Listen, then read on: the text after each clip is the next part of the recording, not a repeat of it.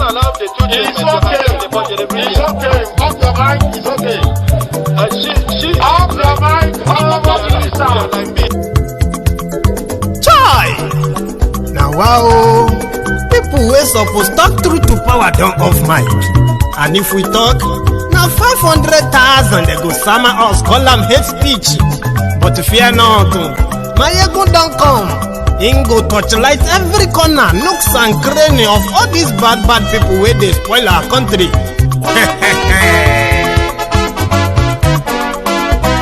So my people make we laugh, oh yo yo. Maiyegun don come, oh yo yo. My people make we shout, oh yo yo. Maiyegun don come, oh yo yo. Maiyegun don come, man of the masses, oh yo yo. Maiyegun don come, oh yo yo. Maiyegun diary Politico, oh yo yo. Maiyegun don come, oh yo yo. This one not dey off in mind, oh yo yo. Maiyegun don come, oh yo yo. And in dey touchlight every corner, oh yo yo. Maiyegun don come, oh yo yo. Okay, some people be dey holla say dem want the power. Chai, dem be promise us say we go get light and power. Dem hustle sote they can't get the power. But now they know they do anything with the power.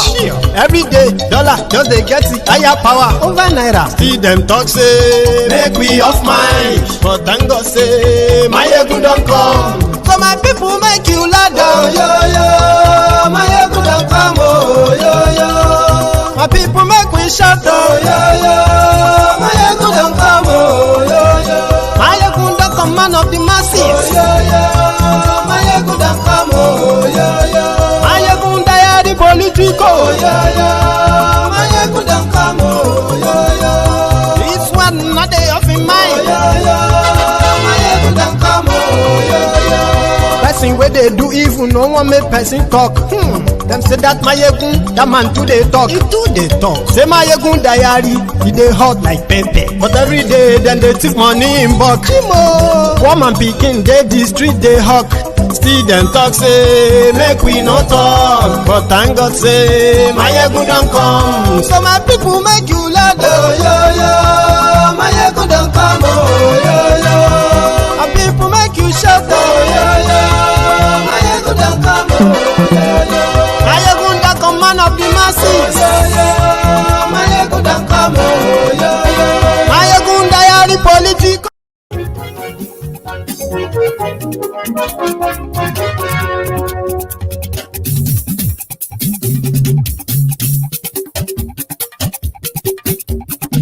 Maiyegun làwa mọ̀ làmọ̀ tó dòdòdò. Hello there. Maiyegun làwa mọ̀ làmọ̀ tó dòdòdò. Good morning to you, good afternoon to you, and good evening to you once again. This is Maiyegun Live. Gbogbo bó ṣe ń lọ ni Maiyegun já wa sí. Àṣírí ọ̀jẹ̀lú kì í bò níbẹ̀ o. Bó bá ṣe eré, àní Maiyegun máa wí. Ó sì tún ṣe eré, wàá gbọ́ níbẹ̀ o. Thank you so much for joining me today again. By the way, share this broadcast. Invite your friends. Invite your not so friendly friends. Tell them Maiyegun ti dé o. Ẹ farabalẹ̀ sẹ́ o, kẹgbọ́rọ̀ lẹ́nu o. Maiyegun diary, àní Maiyegun làwa mọ̀ tó dòdòdò. Maiyegun diary, Yes.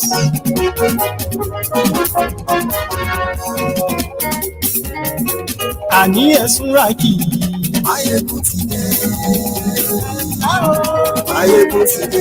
Ọ̀jẹ̀lú ẹ̀sùn ràkì. Maiyegun ti dé. Àní ẹ̀sùn ràkì. It is game over. Welcome to October.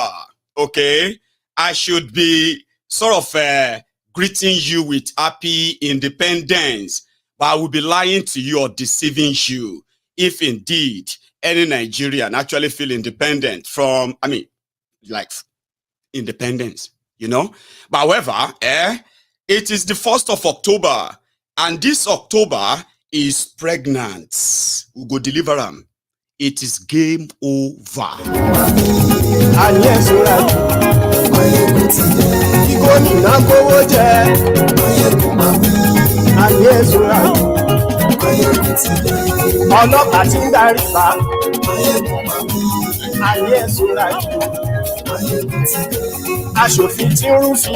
that is me also sharing the broadcast. Share this broadcast, and as you are joining, read the caption of the broadcast, read the description as well. When you have done all of that, like the broadcast. We call that your own offering. That is to show that you are here. Like the broadcast. Okay? Then sit back, relax, and enjoy the chat. yes,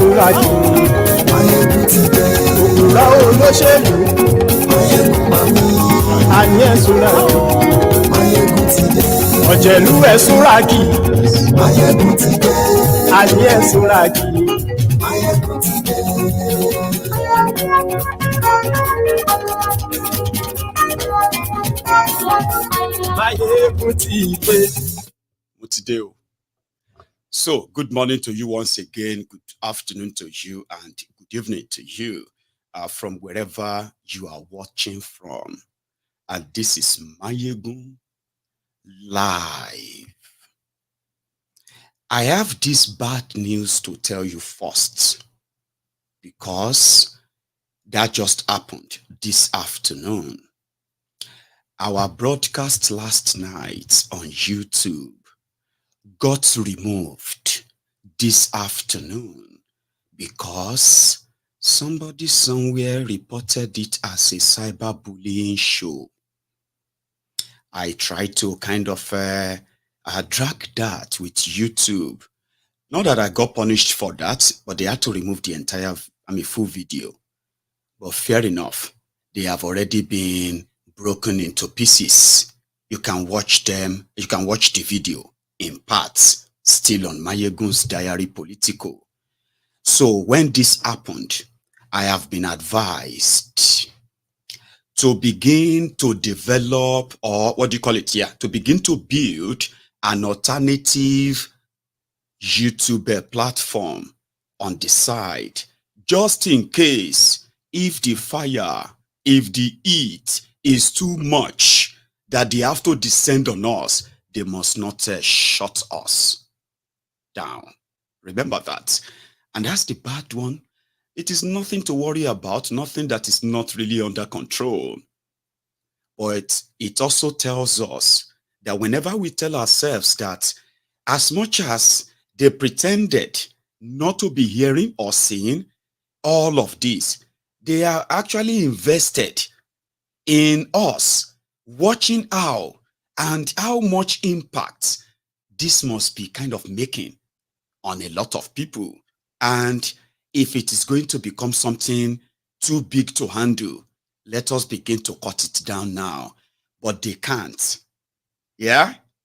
It is going to get even hotter and hotter and hotter, boiling, because this is October. There is so much that is going to come to light this month. The top of them all is the Aktiku versus Tinubu in Chicago courts. Do you understand? This started like a simple distraction. Even some people still believe that a lot of people have invested so much now on what is about to happen, especially this week, than paying attention to the dwindling and ruined economy that is going down every day.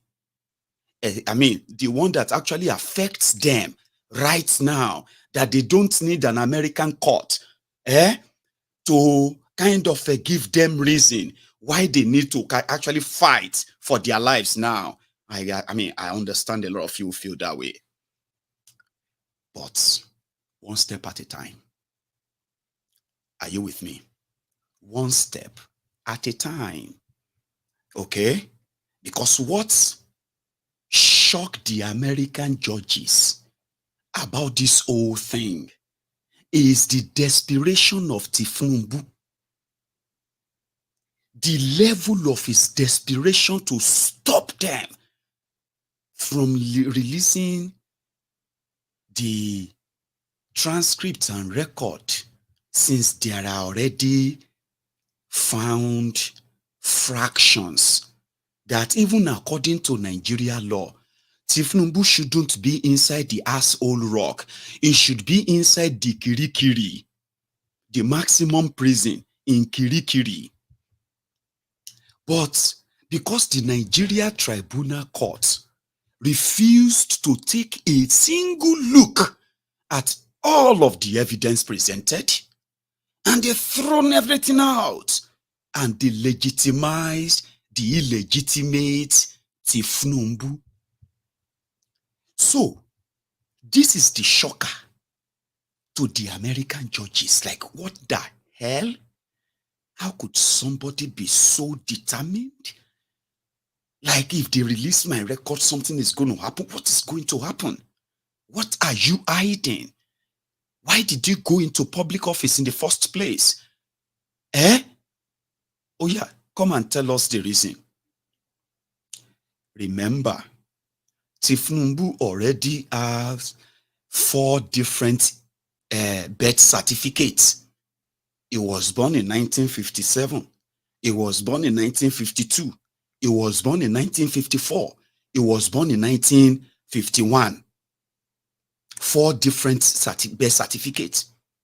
Some said the real Tinubu today was former Amoda Yekini Shongolere.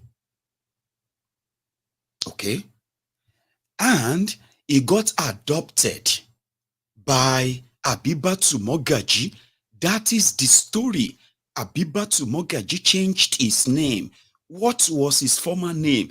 Did he lose his, where did things go wrong? Then they discovered that even though Tinubu on several occasions, he has presented himself as somebody with bachelors in accounting, bachelors in what do you call it? Accounting and finance. No, sorry, economics. From the same Chicago State University. All of the documents are already in the public. Sure, you get. So, what Aktiku just wanted to sort of prove is to answer the generational question: who is this guy?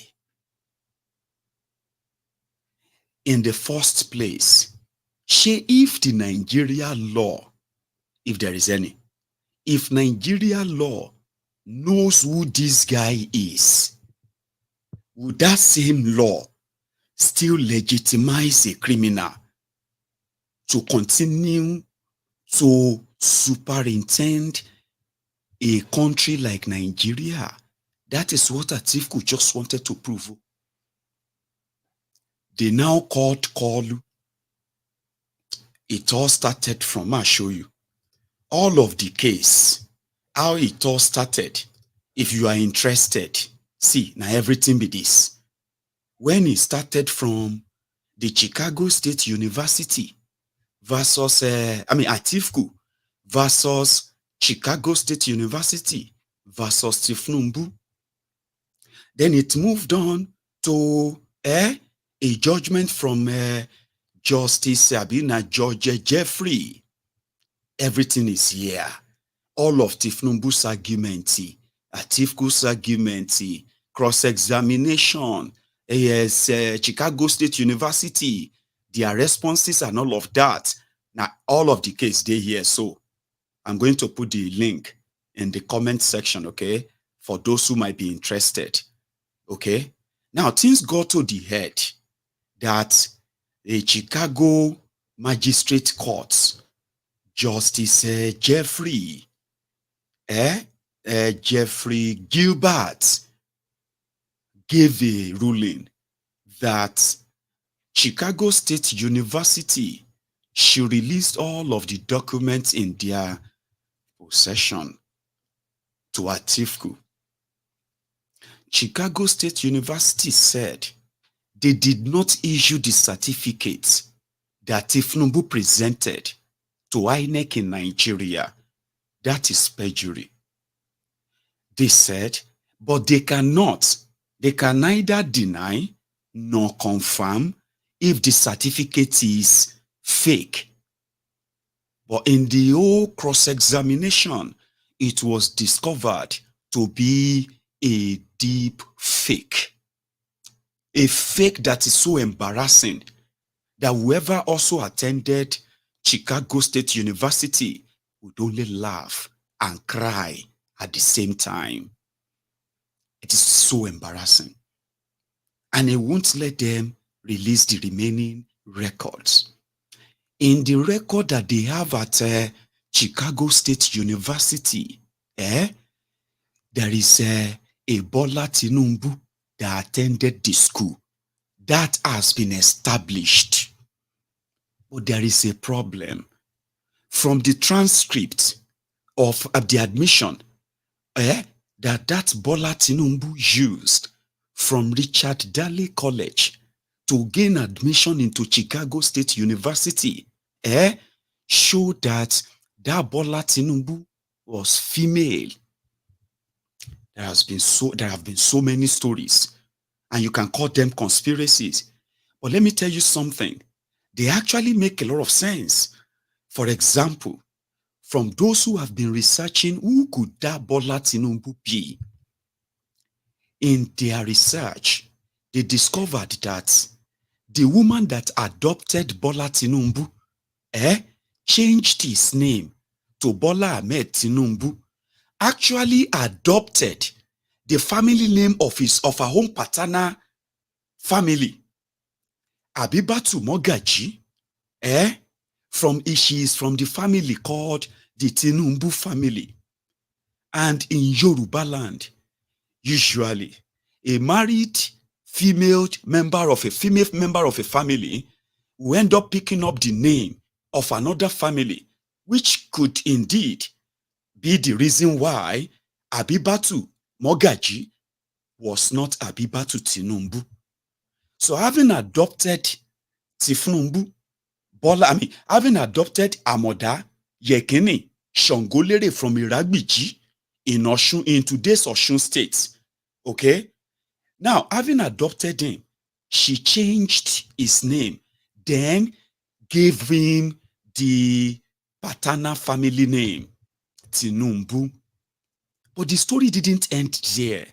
The diggers dug further, and they discovered that the brother to Abibatu Mogaji, his name is something Kafaru Tinubu.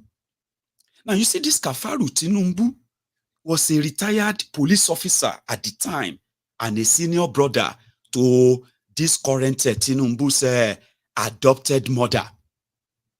So having become Tinubu there, so a disciplinarian, it was also recorded that in that process, Tinubu came under the tutelage of that Kafaru Tinubu.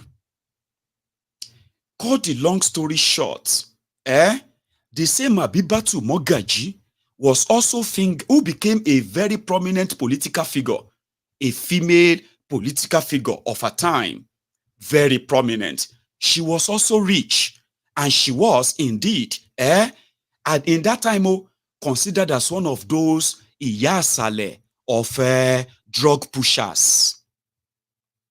And some even said Tinubu might have been adopted for that same purpose at that time, but there was no provable record of that. Other part is this. You see, that Kafaru Tinubu, the retired police officer, had a child, a daughter, who was named Bola Tinubu. And this Bola Tinubu, gained an admission to study in the United States of America. And this was at the early 70s, 71, 72. But somehow, it was also reported that Kafaru's daughter, Bola Tinubu, died. And this Bola Tinubu male just sort of picked up her identity. Some said, indeed, like I said, there is no much provable record of this. I am saying where people were researching to try to understand who be this guy. That is why all these sort of stories developed. But it is also verified that this Kafaru Tinubu indeed had a daughter, Bola Tinubu. So they said she didn't go to that America. In fact, she died after gaining that same admission or going on that trip.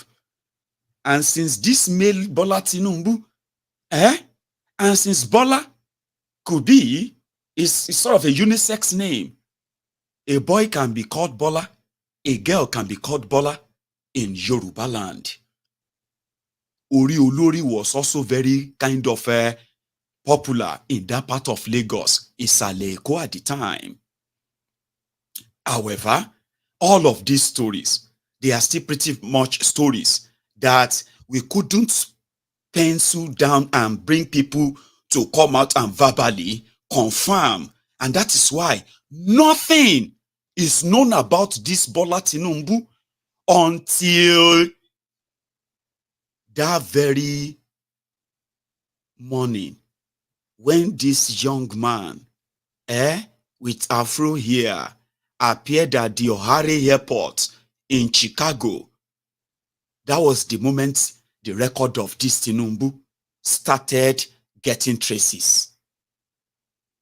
You know, primary school, secondary school, childhood mates, age matey, people they grew together, and the rest of them, nobody, family member, and nobody came out to say, we know this guy.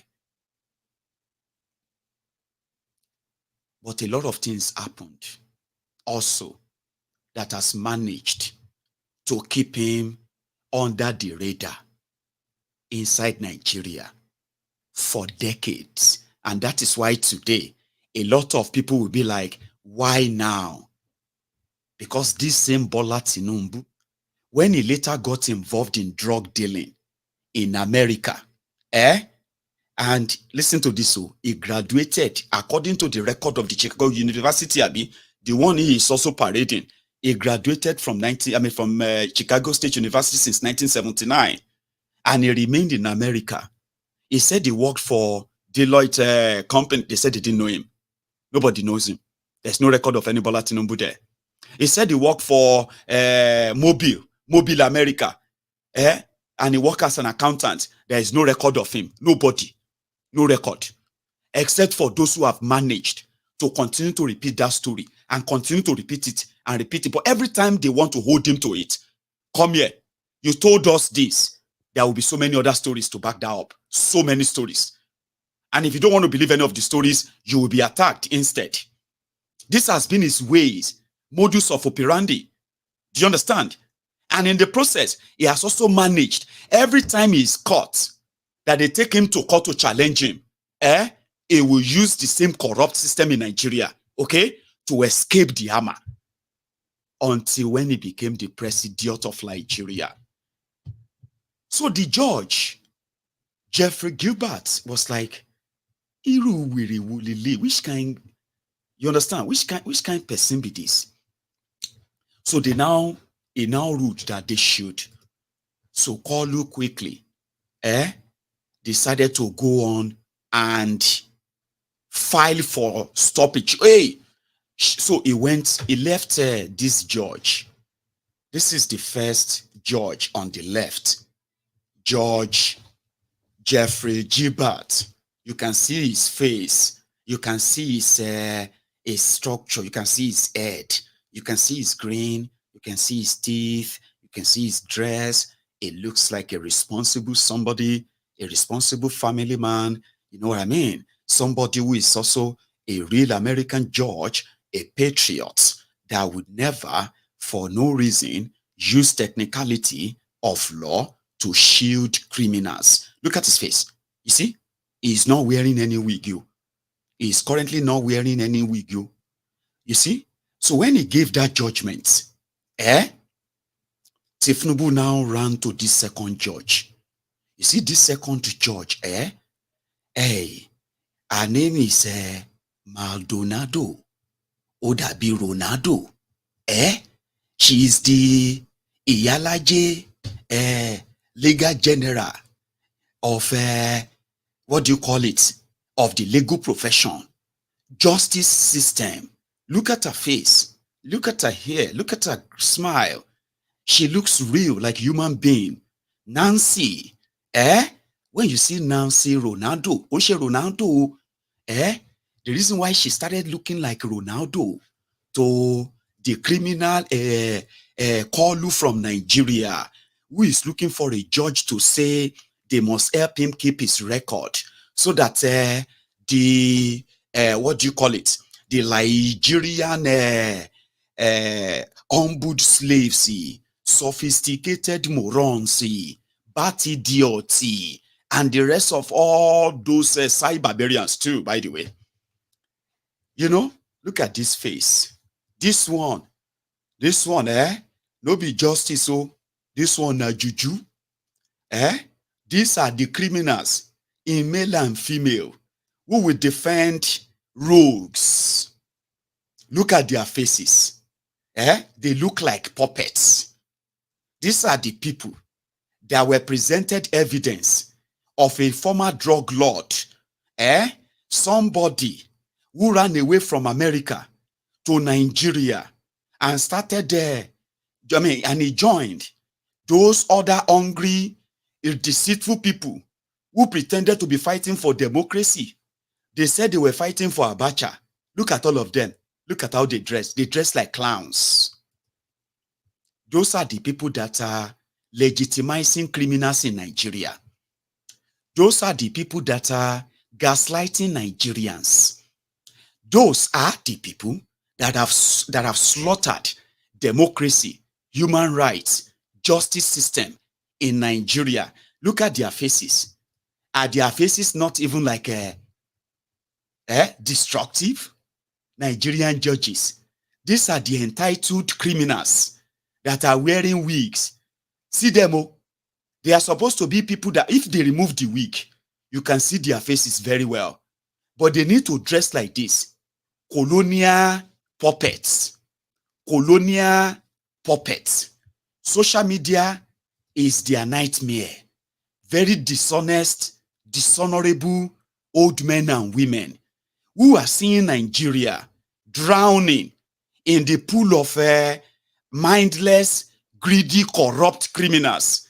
But what are they doing? They were playing along. So when Kalu got to America, if you see these two, which one would you call justice? Which one are you going to call juju? You see the one on the right, she sat through a presidential petition. She's living in Nigeria, okay? I mean, you know, she lives in Nigeria. She's not living abroad. She's not a foreigner. They can tell the destruction APC has brought upon Nigeria. They saw the elections themselves, but they are part of the rotten system. They want the young people to fear them because they are the criminals who have ensured that innocent people remained in jail. Look at her face. She is a mother. She has her own children. And she probably already had planned her own children's future. Her children are called children of the judge. Here, you know, in Nigeria, privileged. Then look on your left. When you meet a judge, that is all smiles. To both the petitioner and the defendant. To let all of you know that you are indeed welcome. This is the temple of justice.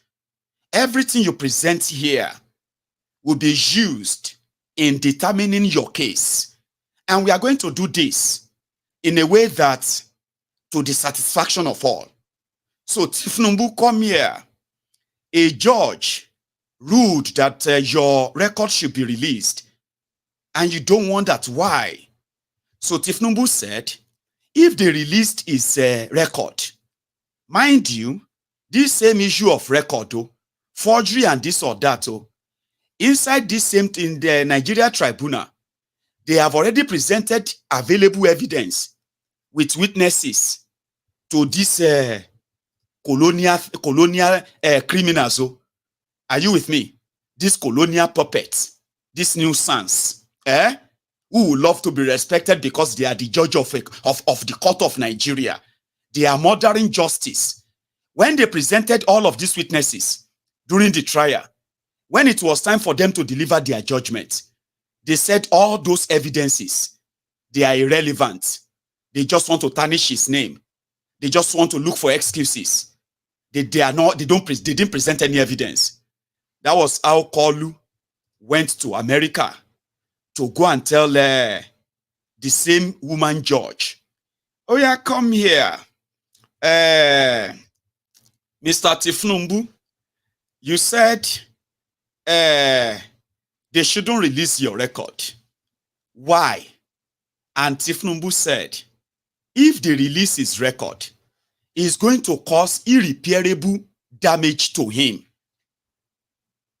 What is going to be irreparable damage?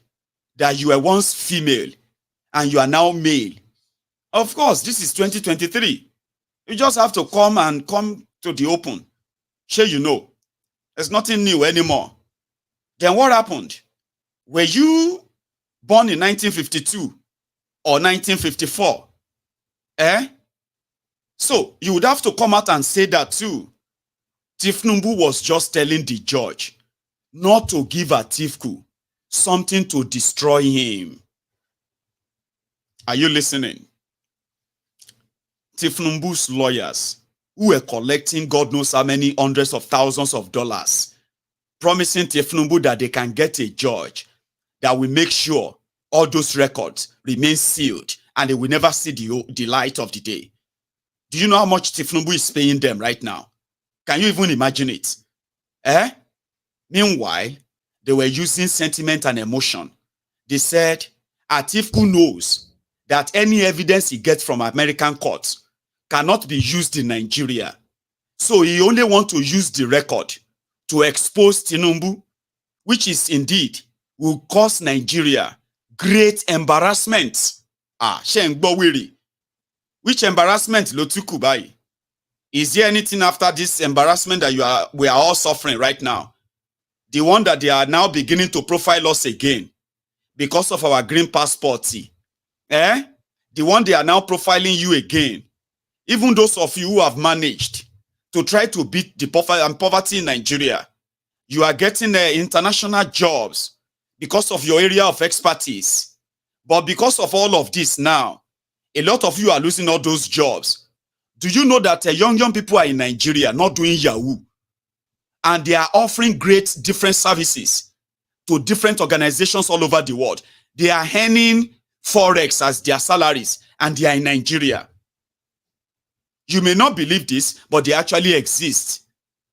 These are some of them that they call Yahoo boy, Yahoo boy. But you see all these policies and what you have become today. A lot of them are now being told, sorry, we can no longer work with you. Oh, I'm so sorry that we can no longer continue this conversation. Why? I'm sorry, it's because of your country. Now, this is not even just about all of us who are not in Nigeria. I am even talking about those who are still there. Somehow telling themselves that with the right government, Nigeria is still going to work. This is happening to them right now. A lot of them have lost lifetime opportunities. The ones that they actually struggled to get, despite the battered image of Nigeria, is getting worse already. Sure you get.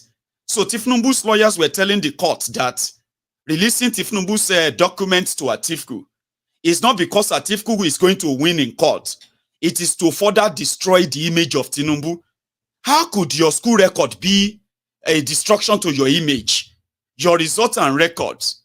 So when the judge now said, listen, I have heard all of you, immediately, Aktiku filed another case immediately, and he said, listen, Judge Nancy, apart from all this cry, this guy is crying.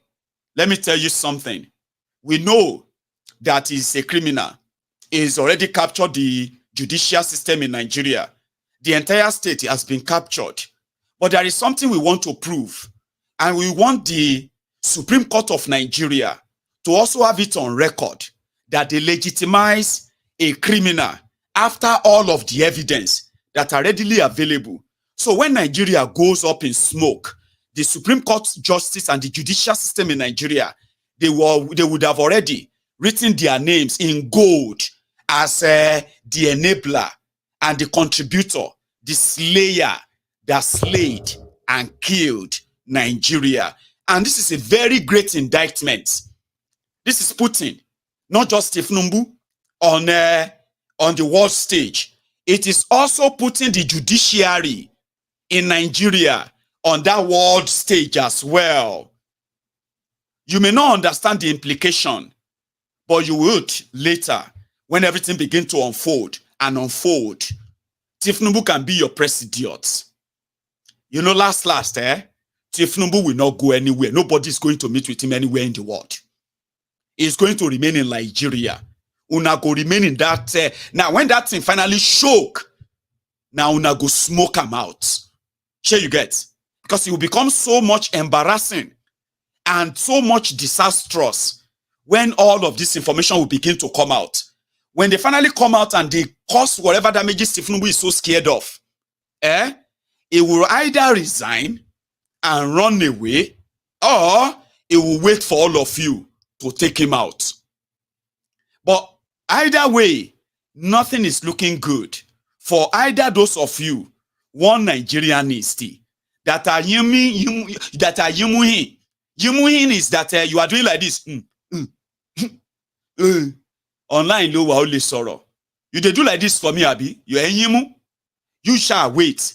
If to say it is a yimu matter, Tinubu will not be paying these millions of dollars, trying to block something that, as you all know, will never matter in Nigeria. Of course, it may not matter in Nigeria. Of course. The Supreme Court of Nigeria may legitimize him. Of course. Then how would the rest of the world deal with you? How would you deal with that?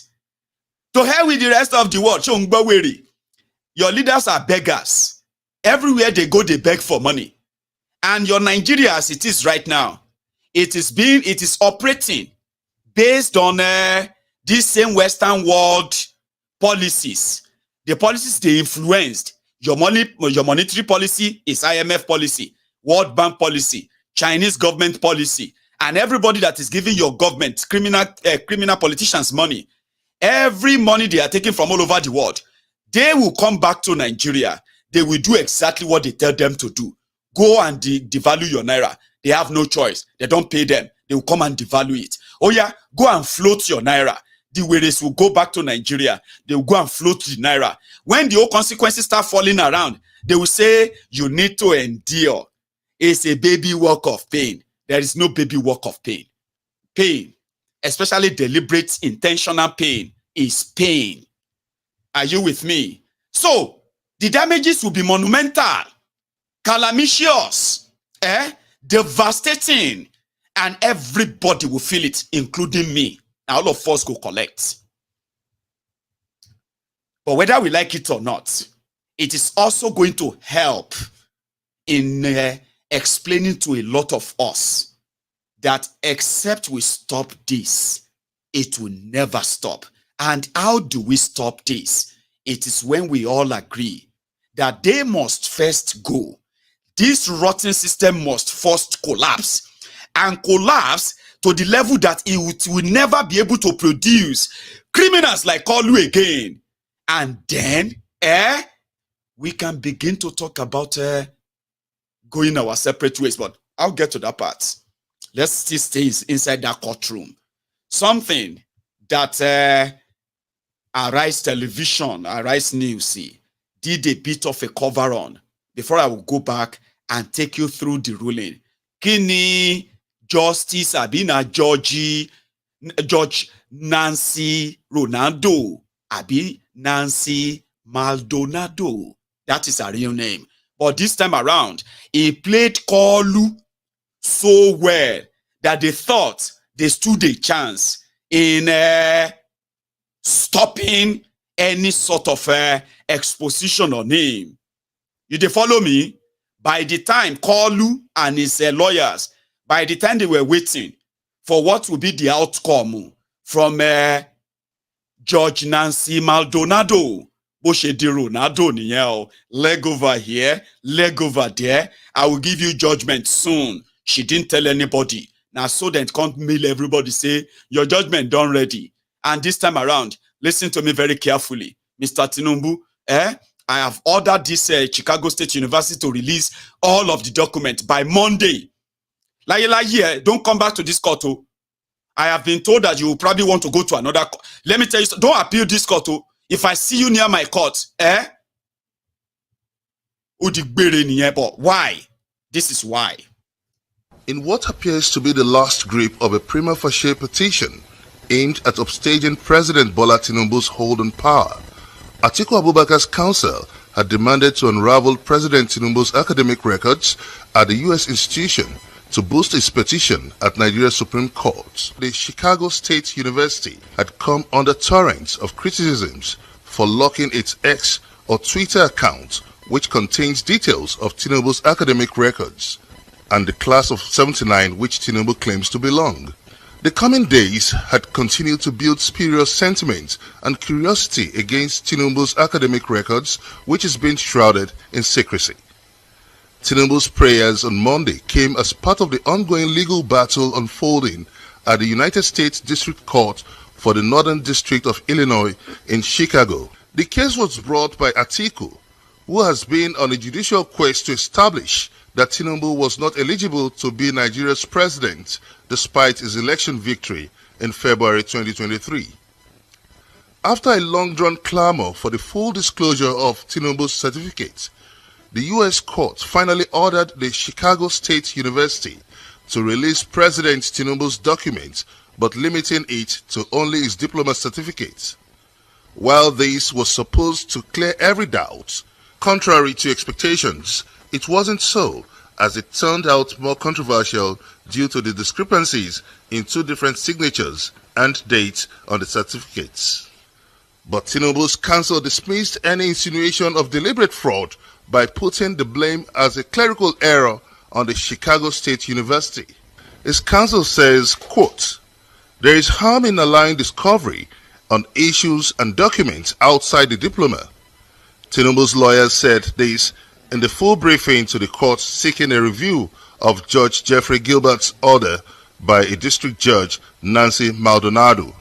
As it stands, the controversies concerning President Bola Tinubu credentials runs deep, with the President's counsel hesitant on full disclosure, especially on the demand for a detailed transcript or gender, even as the Chicago State University remains bound by a privacy clause. The identity of who was admitted into Chicago State University in the 1970s has been a hot issue after college transcripts emerged that indicated the school admitted a female Bola Tinubu from Southwest College, Chicago in 1977. Political analysts say as the issue lingers, the certificate saga still holds more puzzle for Atiku's legal team to unravel, while President Tinubu's team will need to convince the international community of the acclaimed validity of his credentials. Benga Ash. Thank you very much, Mr. Benga of Arise News. There is more from where that come from. So when the whole argument was concluded, Judge Maldonado gave a ruling. And in a word, it's like, sorry, I'm just going to be glancing through them like that. Sure, you get picking words. So the next 10, 15 minutes is just for you to see from the start of the order as well as what do you call the conclusion. So this is the part, where she's describing what Tinubu came to appeal. Sure you get. And what this is all about, and the argument of Aktiku and why he needed that. So the background, okay? So, like I said, I don't want to read everything, but when I get to any interesting part, I will read that, okay? So this is Judge Nancy Maldonado's judgment too, the one on your screen right now, okay? In order not to bore you, so I'm just going to go through that quickly. Now, this is the factual of that according to her. So I want to get, it's 33 pages, sort of, long. I want to get to the part where, okay, she's still talking about their back and forth arguments, release them, we can't release them, privacy concern, this and that. However, she dropped this. The standard of review of the magistrate judge's decision. The court begins its analysis with the threshold question of the appropriate standard of review the court should apply to Judge Yorubas' decision. Okay? Then she quoted some section of their law, established the type of motion, this, that.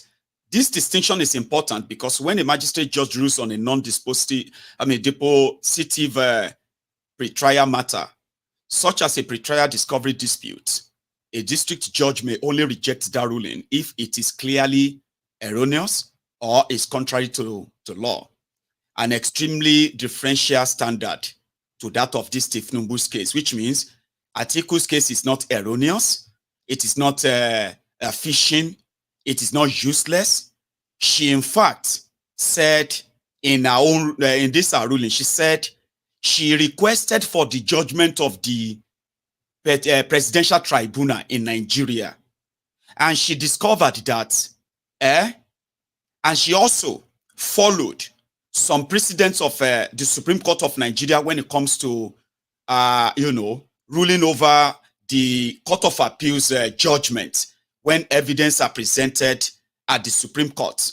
So she says she's convinced that Aktiku has a very solid reason to demand for the record of Tinubu, because the Supreme Court of Nigeria, which she believes, if they take a look at all of this Atiku's evidence as he's arguing and how relevant this document will be for his case, she believes that the Supreme Court of Nigeria will make a different decision than the appeal court. Do you understand that now? That they will make a different decision than the appeal court. If they won't, Tinubu will not be running from court to court. Do you understand? That whatever Aktiku is looking for is likely going to be very useful. That is what the judge said. Like, if this is not going to be that important at the Supreme Court, Tinubu will not be in a court again and again arguing what this will do to him. And if it is going to do anything to him that he can't fight or prove in Nigeria, then that should not be the responsibility of the American judge to save him, to prevent him from facing such consequences. Because they can easily just say, oh, keep all his record, don't release his record. So that means you have saved him from any irreparable damages that he's so scared of. Like I said, I'm going to copy the judgment, I'm going to copy the entire case. I'm going to send them to you. I'm going to the conclusion, okay? That's why I'm kind of scrolling in and scrolling it up, okay? I don't want to be reading. It's going to be so bored. So boring. It's so easy to read, but nevertheless, So, conclusion. There are many conclusions here. Let me see that part, the first part of our conclusion, which is the part 3. Okay, that's the part 3. The part 3, which is the last part in our ruling. For the foregoing reasons, the court overrules President Tinubu's objection to Magistrate Judge Gilbert's recommended ruling. and therefore adopts the ruling in full. Mr. Abubakar's application is therefore granted. In light of the pending Supreme Court of Nigeria deadline, comply with the discovery request and produce a witness. The court sets an expedited schedule for completion of discovery. Respondent, Chicago State University, is directed to produce all relevant and non-privileged documents in response to requests for production numbers 1 through 4 as narrowed by Judge Gilbert and adopted here in Mr. Abubakar's subpoena by 12 p.m. noon CDT, Central District Time, on Monday, October 2, tomorrow, less than 10 hours, or less than 12 hours, we will begin to see the record. Loni repete, loni rabada, loni jabanyi, loni goboyi. What do you go do with all of the record, You leave us alone. Make them release them first. Some said it is going to be the day Tinubu will come out as a transgender and all of that. I said, don't do that. Okay, please don't. It is more serious than that. This Tinubu is not transgender. It is not trans. It is nothing. Tinubu is a pure identity thief. Tinubu stole somebody's identity. And that is a crime. It's not about being a male or female. No, don't worry. Please don't let us use that.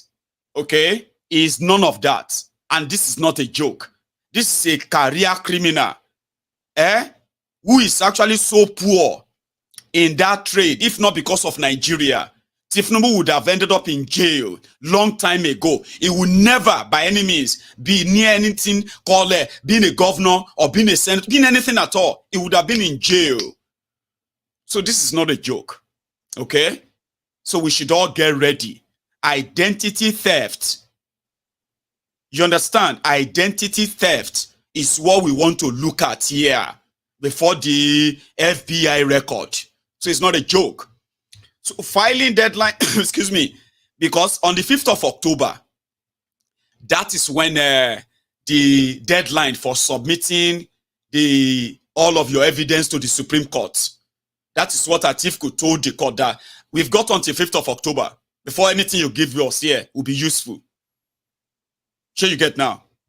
So tell them to give it to us. So he said, President Tinubu did not specifically object to Judge Gilbert's ruling with respect to the scope of the discovery request, other than to generally state they are too broad. But even if he had, the court independently finds the requests are appropriately tailored to seek relevant information. Mr. Abubakar did not object to the portion of Judge Gilbert's ruling limiting the scope of his request for production 4 mentioned above. And at any rate, the court agrees that asking Chicago State University to conduct electronic discovery is neither justified nor feasible at this time.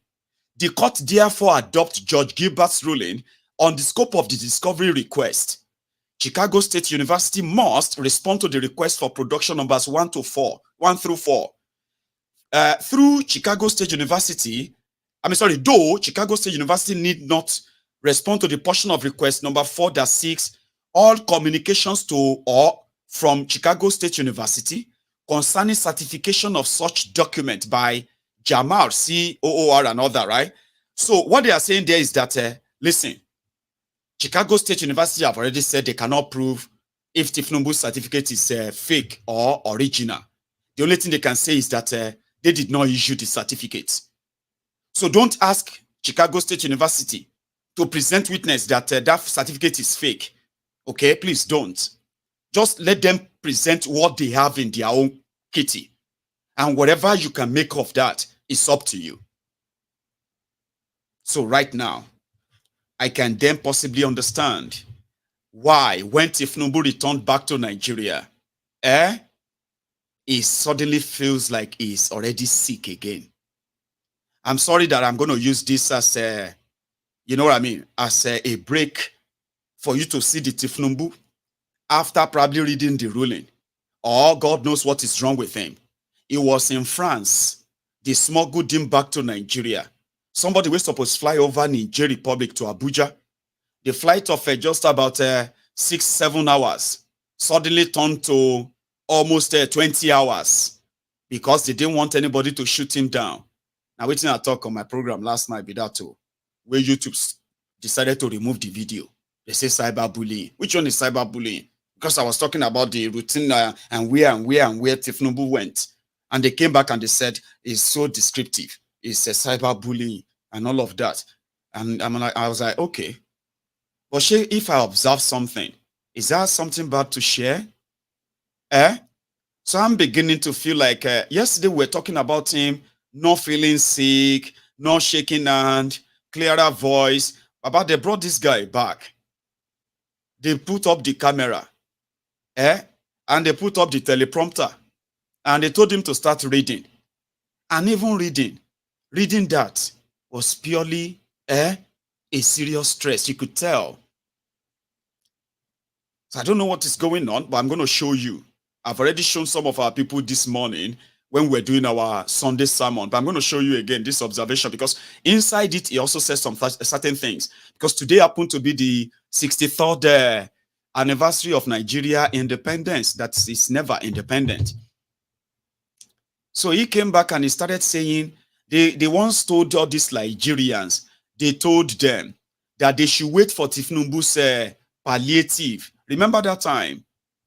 Do you still remember when they told you to wait for Tinubu's palliative? When they removed subsidy?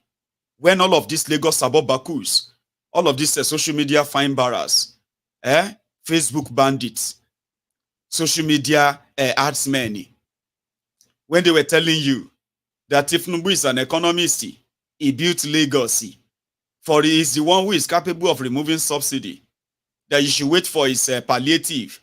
But when one guy was about to kill some of them, he started screaming, Baba Tinubu, we are angry. Oh! Baba Tinubu, release palliative. Oh! Young, they cry. Hold, they cry. Emi lokon. It no even last 1 month. Before everybody voice can they change to that of a wure. Everywhere you turn to.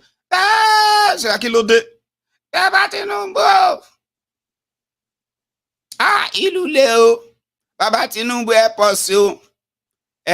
Baba Tinubu, now we vote for you. Baba Tinubu, we thought he said you go be all of you, anyway. It didn't take long.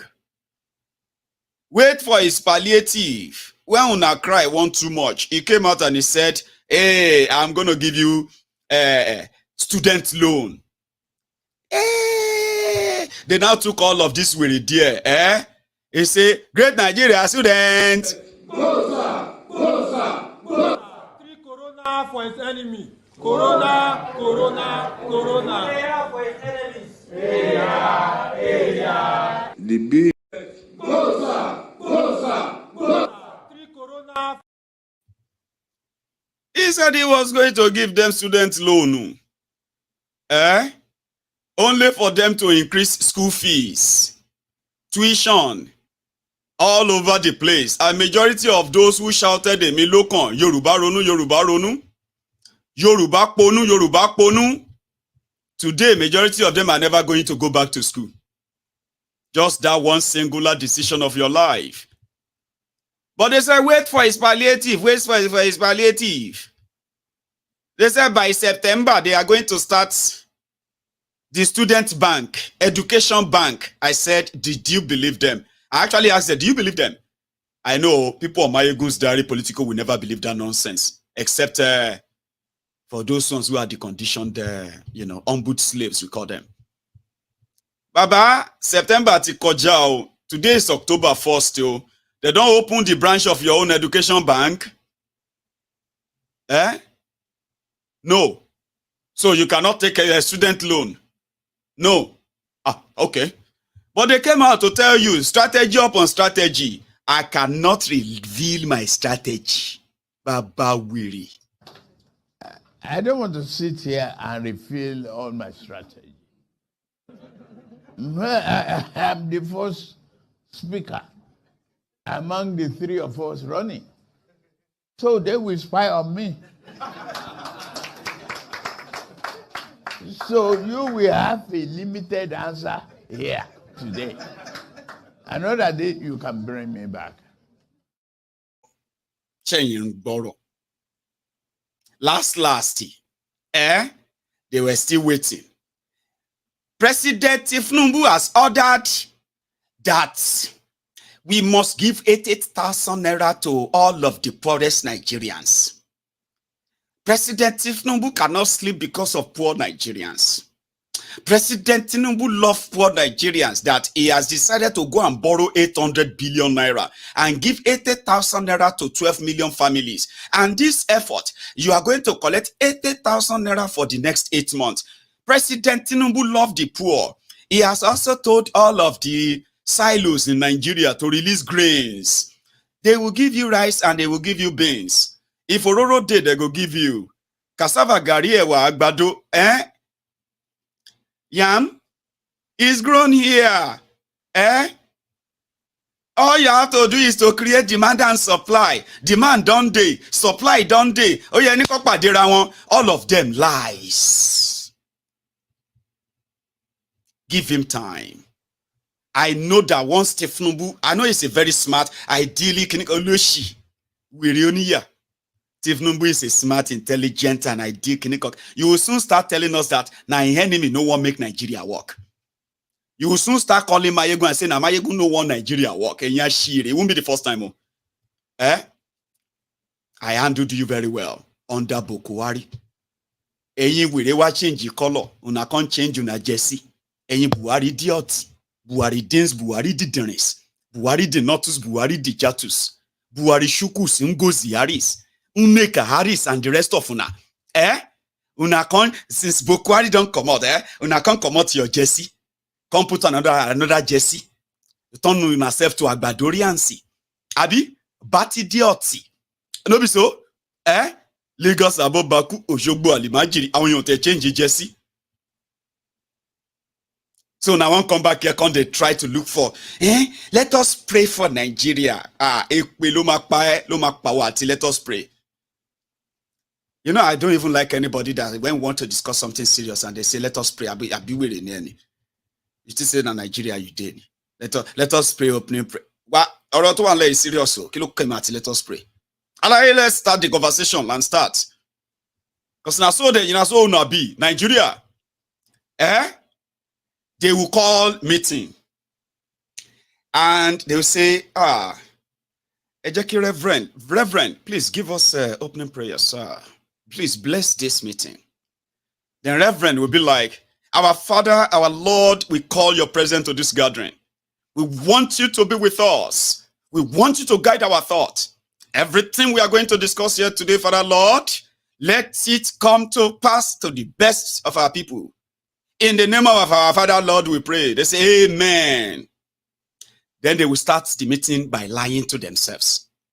They will lie to themselves from the beginning to the end of that meeting. They will deceive themselves, plan how to rig, how to rob, how to steal, and how to cover it up. They will now say, Alhaji Ajiwoke, Sheikh Abubakar, please give us the closing prayer.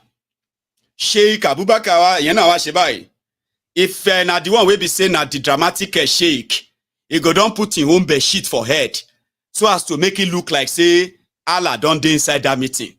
He said, Bismillahirrahmanirrahim. Even all of them, we don't understand what they talk. They go do like this. Amen. Allah. Allah. Allahu Akbar. La ilaha illallah. Muhammadur Rasulullah. Amen. Amen. Fatiha. Bismillahirrahmanirrahim. And then they walk out of that place. So to bari what? Let us pray for Nigeria. You know, see now Oyedepo they slap anybody, you know if he slap back. Oyedepo go be like,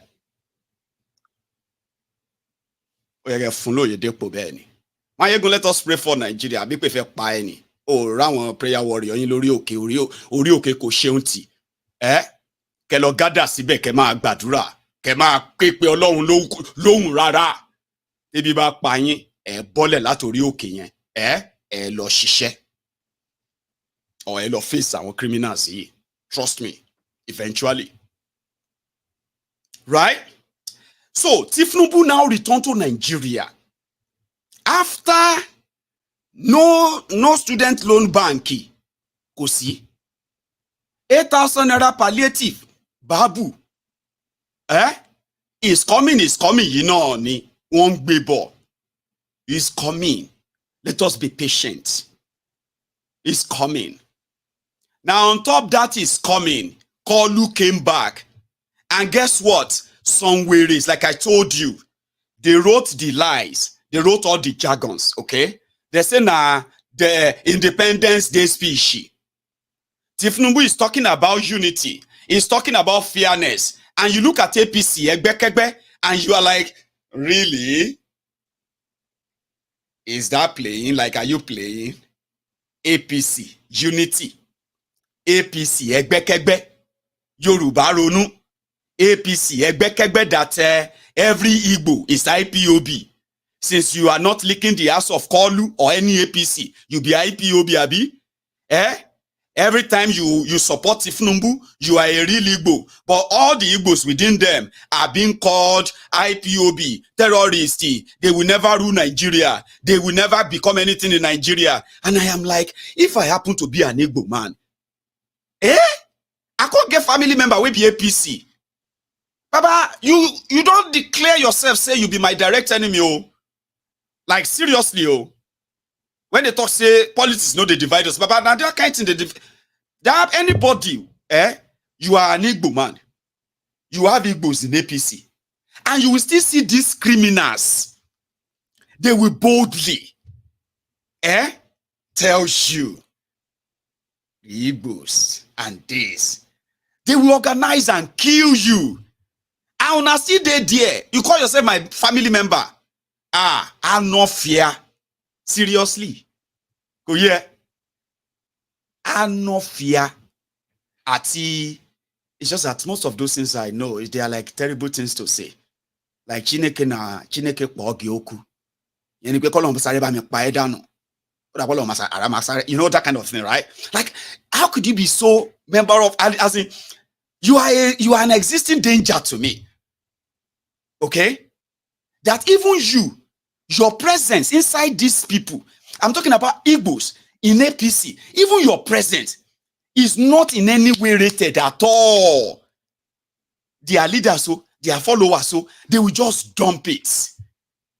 And I'm like, imagine if I am APC. God damn it, and I'm Igbo. But it is what it is anyway, so I'm just saying, like, you know. The people, that we know that told us, Igbos can never vote in Lagos. Igbos must leave Yoruba land. Igbos are Nigerians, so. And this is one of the reasons why Nigeria is so divided right now, like never before. These were the bigoted, ethnic divisive animals that used ethnic baiting, division and religion division. We saw all of that, our korokoro eyes. Confessor Wole Soyinka then came out to say, no, he didn't want to blame the Igbos directly. He decided to blame the obedient, which he now called regional aggressors. Baba were ton sonyibo oshi, olonyibo were. He called them fascists. He called obedient fascist. And there is nowhere, anywhere, where you see young people that claim to be obedient telling people not to come and vote for APC or PDP. Nowhere. If you come out, we'll kill you. But Confessor Wole Soyinka Baba oni Thailand rice. You know, say him be business partner with Kolu. Confessor. They are friends. During the time of Nadeko, according to Confessor, during the time of Nadeko, Confessor Soyinka àti Pablo ECOWAS, Tinubu, they needed money to fund ECOWAS. So, Tinubu now said, Confessor, there is this link, na Thailand rice. We can be bringing rice to Africa, and selling rice. So the money we make from the rice, we can use that to fund our movement. Confessor Soyinka told the whole world that. Like, people were asking, how low, how naked can a lot of people you respect or you used to respect, how many of them would have to go naked just to defend Tinubu? So later we now realized that there was no record of Confessor Soyinka importing rice from Thailand. Okay? The only record that we kind of know is that Thailand route became deadly for drug smuggling. That Nigerians are languishing in Thailand prison or they are being killed for drug smuggling.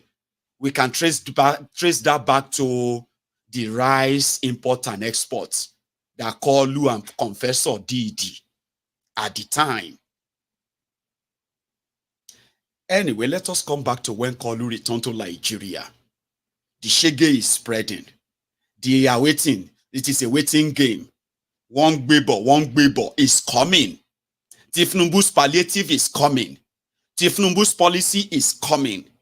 Then, Tinubu has ordered the Central Bank of Nigeria to re-strategize the Naira. They always find fancy words to use, okay? They always find fancy words. To refloat the Naira, they shall use one useless English like that. The purpose of that English was to tell the mumus in Nigeria who listen to them that President Tinubu call the Pangolo we no get anything for her deal. He has now directed the people, the economists in Central Bank, to ensure that they stabilize Naira. Okay, yeah. What is that policy to stabilize Naira? They shall spoke different Onyibo. You know, I told you, I said, don't listen to those Onyibo na lie. They just want to confuse you. Because everything they are saying, na lie. May I tell you what they do. And if you are doing things like this, if you say you are doing this, and this is what you are doing, so the whole world may be expecting result from this, which is not what you are doing. This is what you are doing is going to be the end result. Now, what are you going to tell the world? When what you told them is not the result that you are getting, because you lied to them. You told them you are doing this, or at least you are doing something else. What you are doing will further contribute to the crash and destruction of your Naira. You know that, but you just want to deceive them temporarily so that it can sound like Tinubu gets sense and he gets sensible people around him other than thieves. Only thieves. But you will find out later. Sure, yeah. There are those who used to disagree with me like that. Maiyegun, how could you say that? I know the man who is the minister. And you tell that when you're to vouch. I have seen people who vouch for it's a pandemic here. So now you go come here now, come they beat your chest and say, Maiyegun, I know this person is going to do well. Want to shake with you? Oh, I agree. Oh, come on you. Oh, mama, later. In my own lifetime, under these criminals, it's a Leko Barack Obama. I am talking about that one, that same one, no. Inspector Fashola, Ajangbadi Albert Einstein. Or you can even call him Fashola Holmes. There are so many names for him, but I kind of love to call him Isale Barack Obama. Or Ajangbadi Albert Einstein. They called him Super Minister. Handling super ministries. Ministry of Work. Ministry of Power. Ministry of Housing. It didn't take long before Fashola, for the first time in 30 years, Nigeria National Grid, became epileptic. Owandakondaji. Any small thing, National Grid don't collapse. 0 megawatts. If anybody does say, hey, National Grid, hey, don't do that again. Oh, say 3 hours. They are trying to bring it back. You know, like you just do something like, hey, don't try that with the national grid. That was how Fashola became the minister for darkness, potholes, and homelessness. The record is there. One beat the chest and what you tell me. What about the shape with me? You know, I know what I am saying. I know the work. Be careful, man. Don't vex me yet, too. Because those things are kind of pretty much like when idiots discovers that you know, if you light a match and you put it under your skin, it's going to burn yours. Oh my God! Look at what! Look, I just made a discovery. What is that? Do you know that if you sort of you know, light a match, right? Or your lighter. Do you know if you put it under your skin, it's going to burn you? That's exactly how some of you always sound when you come around to say, hey, Maiyegun, I know what I am saying. I know this person. She's my oga when we were in the banking sector. This one is my boss. When I was I'm serious. Like, you know what I mean? I'm very serious. Joe. Because it didn't take long. It can't be like saying Naira collect visa. Or Japa. They say, we are putting this policy, we're going to put 10 billion. That 10 billion in economy. Economy is going to get, the dollar and Naira is going to come and call. Some of them were wearing suits, shaking head like say they knew what they were saying. I say, they are not telling you the truth. And if they will not tell you the truth, all these things, that lie they are telling you, the truth is going to catch up. They're going to have to lie another lie. You can't be like, say, you know, Naira collect a visa. Avibi supersonic within a space of 2 weeks. Naira jackpot cross 1,000 right now. They're going to try find them how to drag them back under 1,000. And as I see them, mostly anybody with jackpot from Nigeria, as it is right now, it go be like saying that you dead do us party, you know, you go they meet later. You know all those ones that we say, let us do secondary school reunion, and you are like, me and you can't do. What would they do? Old student union, reunion ni. So that more can come. So now one can check who don't make them and who never make them. Una go come check who don't make them, who never. Since we don't leave secondary school 30 years ago, I don't get 5 children. Some other people don't get. They don't become grandparents. Una come they say me would they do secondary school reunion. So you now one can check who don't make them, who no make them. In this matter, we go meet for heaven till we part no more. The way I'm seeing the Naira, even if they try to drag it down, it will drag himself up.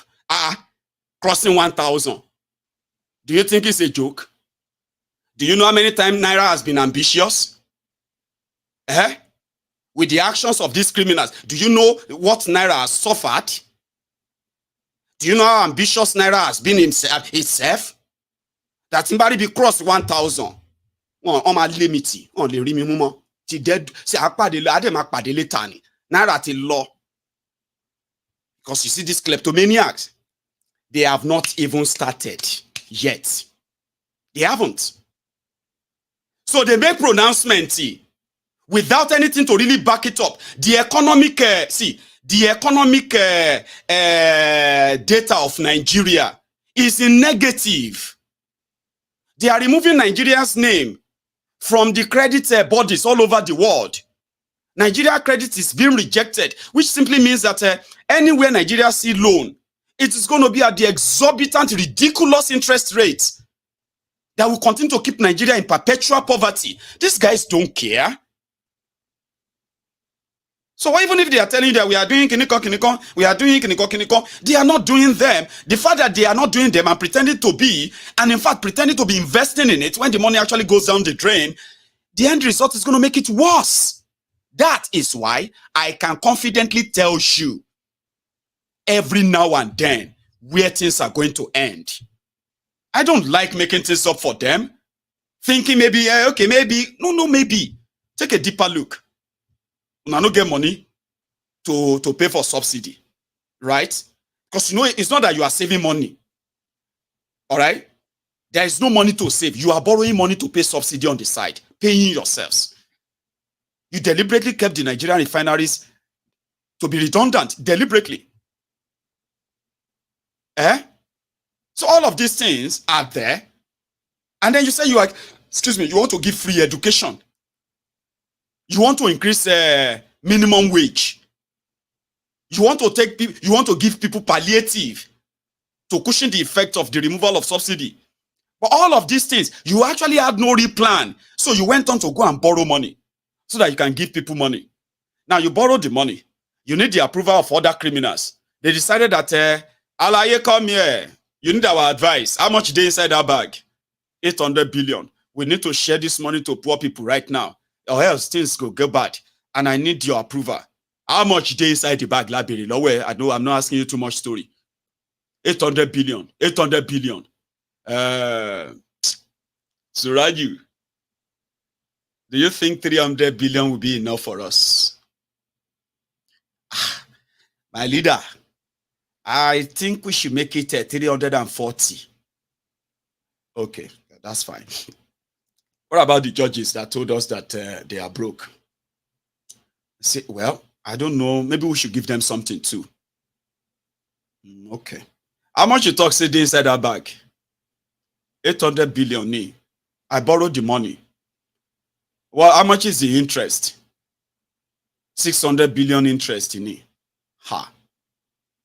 And they carry the money, give you. Yes, 800 billion. Oh yeah, remove 300. Remove 300 from that bag. Right. You will get your approval next weekend. Consider it done. So what are we going to do with the 500? I'll go and do what you like. Oh. But the judges are going to call you. Give them 37 billion. Say it's from us.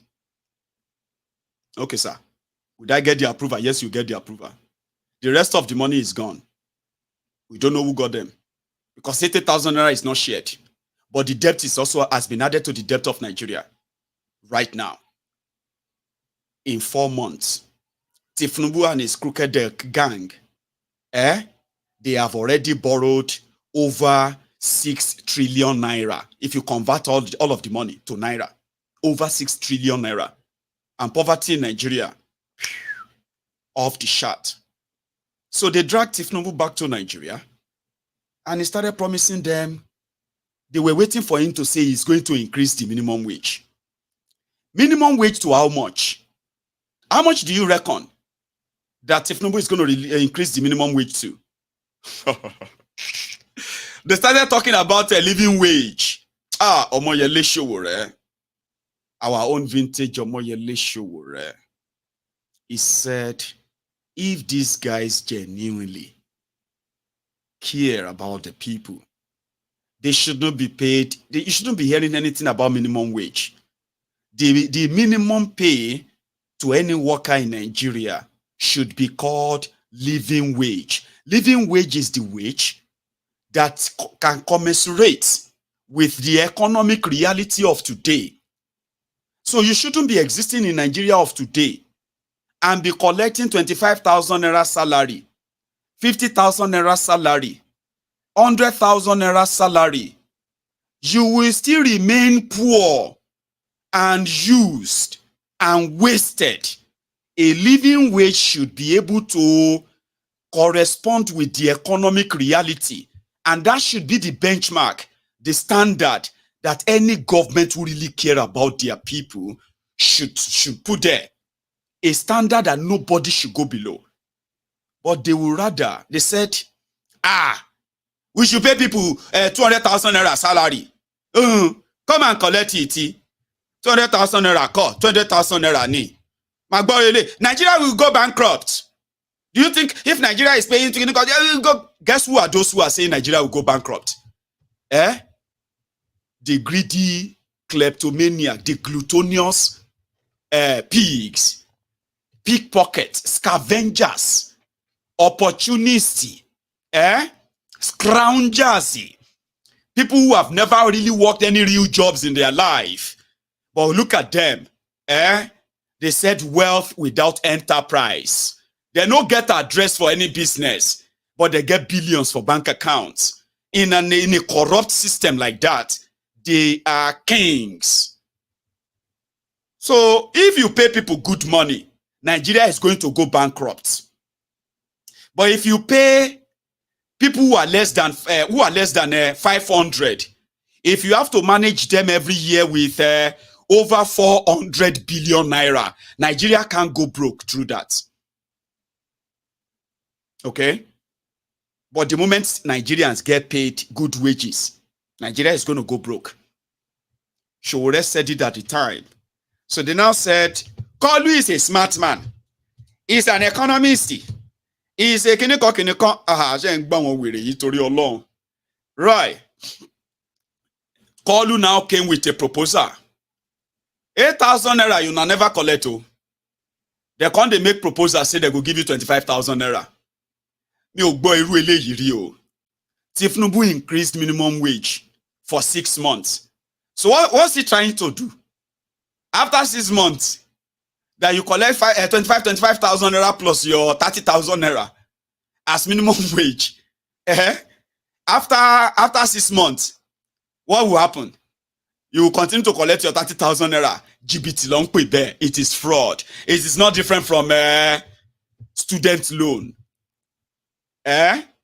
So when they took him back to Nigeria, he had this. Sorry, like I said, I want you to look at him. He looks sick.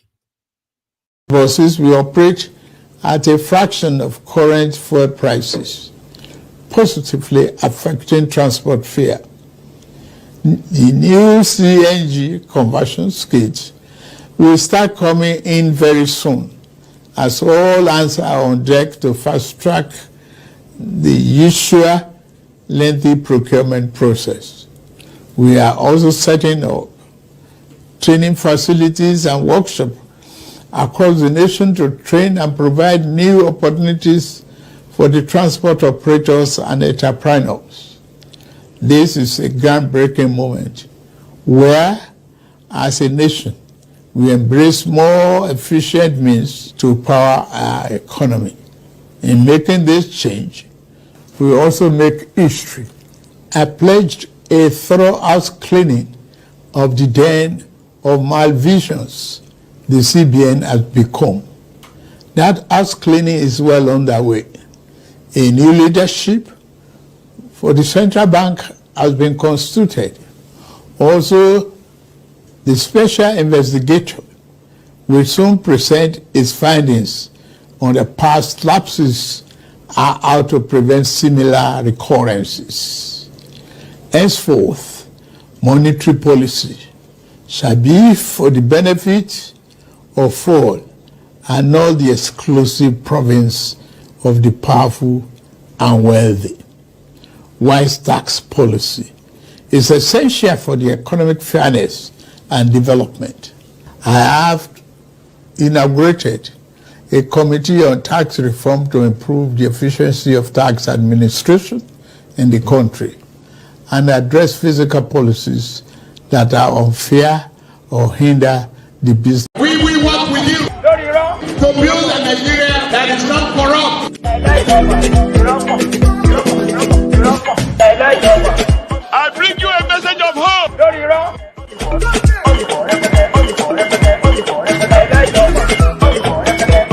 We are going to spend a lot of resources on education. But because he mentioned the central bank, but I'll tell you waiting they go. Shebi, I told you that if Kolu want to be honest to himself, he is a criminal, no doubt.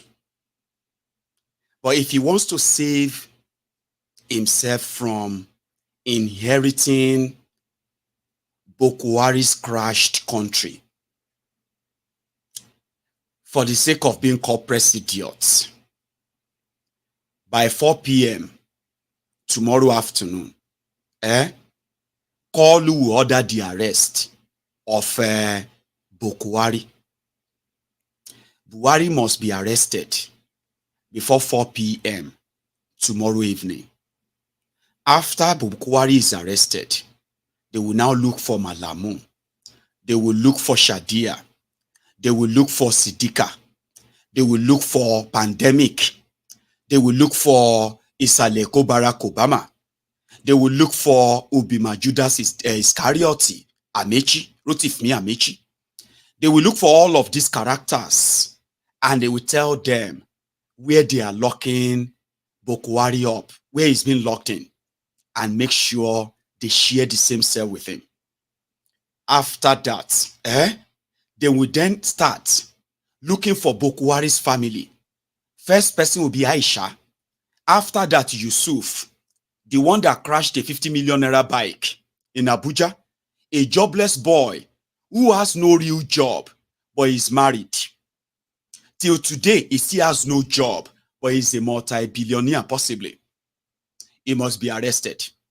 Now, when they arrest all of these people who have worked with Buhari, male and female, dead and alive, then they'll begin to now screen them, press their stomach, press their neck, press their back, tie everything until when they will vomit or shit every penny that they have taken from Nigeria. By the time they complete this whole shakedown, I can bet it, Nigeria can recover at least more than 50 trillion naira looted by these criminals. Now, if they can do that, Kalu himself will, for the first time in his life, do something right. But he will never do that. They have wreaked havoc. You have heard about the rice pyramid. You have heard about using the Nigerian foreign reserve as collateral for money they collected that we didn't know what they do with it. Dangote refinery and the money they put in Dangote refinery. So right now, Kalu is saying he's going to expose Buhari. That is not what their media say. Their media says Kalu's investigation is going to expose Emefiole. They want to make it look like Emefiole was your president. Emefiole was the one printing money and spending it. Emefiole was the one who used the Nigerian foreign reserve as collateral. To the day that Nigeria has no money in foreign reserve anymore. I just remembered. Why is Buhari not arrested right now? I don't think it should be 4 p.m. tomorrow. Because with the situation that we have found ourselves right now, even though Buhari cannot go to Niger Republic, the 37th state of Nigeria, because his best friend, Bazoum, is currently in jail. It can't be like, say, France, don't forget about that guy. It's more or less like America said, don't forget him. The northern Nigeria and Buhari and all of those Rawaniyas, they are no longer talking about Bazoum in public. Therefore, Buhari Boulevard in Niamey, in Niger, has already become a no-go area for Buhari. I would have said that as you are watching this video, before they actually do pray Subui prayer tomorrow morning, Buhari should be in handcuffs. Everybody around him should be arrested. If they see anything inside his house, they must be arrested. The reason is because it is in that same Nigeria that they told us that monkey stole 50 million naira from the JAMB office. It's also in that same Nigeria that they told us that snake swallowed their 25 million naira at the registrar office. So if you see anything inside Buhari's house, arrest them. Chicken, cows, all of those cows that used to be 150 for straight 30 years. But they are they've got other members of their own community now, bought with Nigeria money. Arrest all of them. Then when you do your investigation, the ones that is innocent, you return them back to wherever they come from. I am serious. Don't make it like a joke. The wreck and the havoc, let me say the havoc direct. Tinubu is now saying he's going to expose it. COVID-19 palliative money. Do you even know how many countries donated money to Nigeria? Do you know how many of these elite in Nigeria, billionaires who donated money? Do you know how many businesses donated money in Nigeria? Individuals, inside and outside Nigeria, organizations, governments, money. Now they are saying that from what they have discovered, inside the Emefiole central bank, all of those money. Now those of you where they go kill yourself over expired rice inside different warehouses in Nigeria. Now part of that too, sure you understand, at the end of the day, from the investigation of Tinubu, they said 4 trillion naira don't go bish. Mind me then gishi. I am joking. I have read worse. Nothing will make my heart do jiggy about Nigeria. Not even like the amount of money they are looting. They are so ridiculous that a lot of us have grown cold skins. I'm talking about skins that you just don't feel moved. 37 people killed in Nasarawa. Oh, 200 people kidnapped. Oh, Baba, you get Nokia Shaja. You know they hear the news, they don't kill 37 people for Nasarawa. I mean, yes, that charger must be pin charger, pin mouth. Sorry, it's not just any Nokia. Do you have any pin mouth? You are not even concerned. Baba Jotori alone. I'm trying to see. I have my own problem. I need a Nokia charger, pin mouth. I'm not from Nasarawa. People have grown cold. Nothing really moved them. They go tell you, say somebody, accountant general stole 180 billion naira. Maiyegun, you don't hear? Which one? Accountant general stole 180 billion naira. Can you imagine? That country is finished. That's it. It's not moved more than that. You don't hear worse. 180 billion. Instead of you to start sweating and begin to feel cold and say, where the man? Where in they? Give him to us. The most is Maiyegun, you don't hear? Hey, Allah. They said they found a $40 million inside the Ikoyi flats. Can you imagine? Can you imagine these people? Honestly speaking, this country is gone. That's it. It's going to another one. Because before evening, you go down here, say, another person's son don't steal in home. Now here, people they are already gone cold. They have become so cold skinned. Like, what do you want me to do, Maiyegun? Sorry, I don't want you to do anything. All right? I mean, like, what can you do? Nothing, Abi? So now that they said they want to expose Emefiole, a minimum change headline here, because you cannot say you want to expose Emefiole and you will not expose the person that is authorizing those money, authorizing those approval, and giving them to those criminals right before our very eyes. Somebody spent 87 billion naira. They show Nigerians logo. See, I have never seen bold-faced criminals like those who are in this APC. They said PDP came to establish corruption. APC came to legalize it. Can you come for 14 billion? That truck 14. 1 billion naira per truck, fire truck. Nítorí Ọlọ́run, for God's sake. Bẹ̀rù Ọlọ́run. Fear God. But in Nigeria, now God, they fear them. I told you, sometimes when Nigerian criminals, when they lie, bold-faced lie like this, in front of cameras, in front of all the microphone, and they say, nah, the devil, even devil, they fear. Devil go do like this and say, see, oh, people, see me, oh. You see me, now I'm here, oh. I'm not doing anything, oh. But wait. Let all the text messages start coming now from the book of life. You go to hear so many people. We go to talk, say, everything what they are doing in their life right now, stealing government money, manipulating this, defrauding the government, and all of that. Oh, when they are caught, now me they go blame. Oh, wait. You go to hear the sound of the phone now. Pekum, pekum, pekum. You do this one. I beg, forgive me. Now the devil. So devil self, they shock. For some of you, these guys, if I happen to be somebody where they see devil proper, like say, I go they ask him, say, Baba, I would like to hear your own side of the story. Let's be honest. I am from Nigeria, and I know how much Nigerians always blame you. I want to hear your own side of the story. When can we have the interview? If that's something that is possible. Where people blame, what do you call it? They blame others for their own sin. You cannot keep a Emefiole and you are not arresting the person that signed all of the money. You cannot keep a Emefiole and you are living in Malamu. It's a pandemic.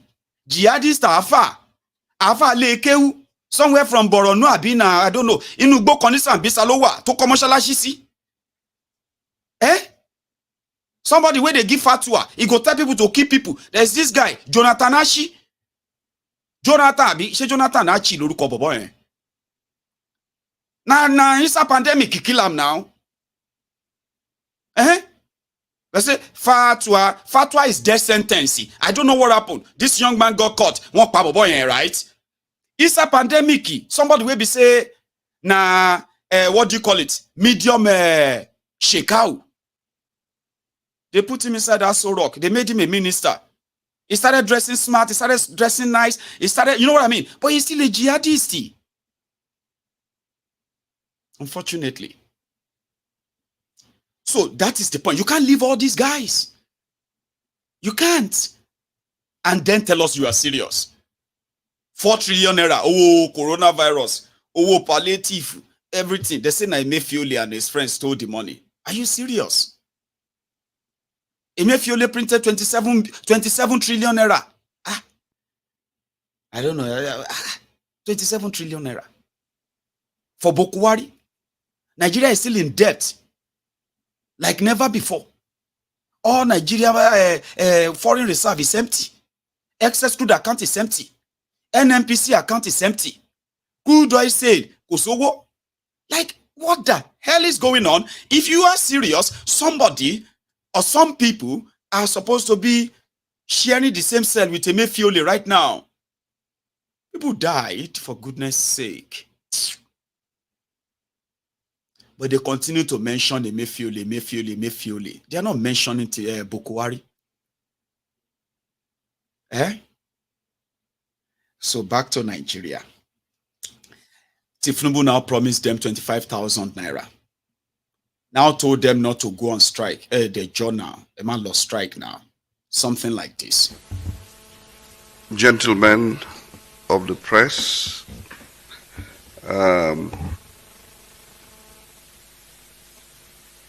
I'm going to read the council resolution on the proposed NLC and TUC nationwide strike action. Council noted the notice by the national leadership of the Nigerian Labour Congress to proceed on an indefinite strike from October 3rd, 2023.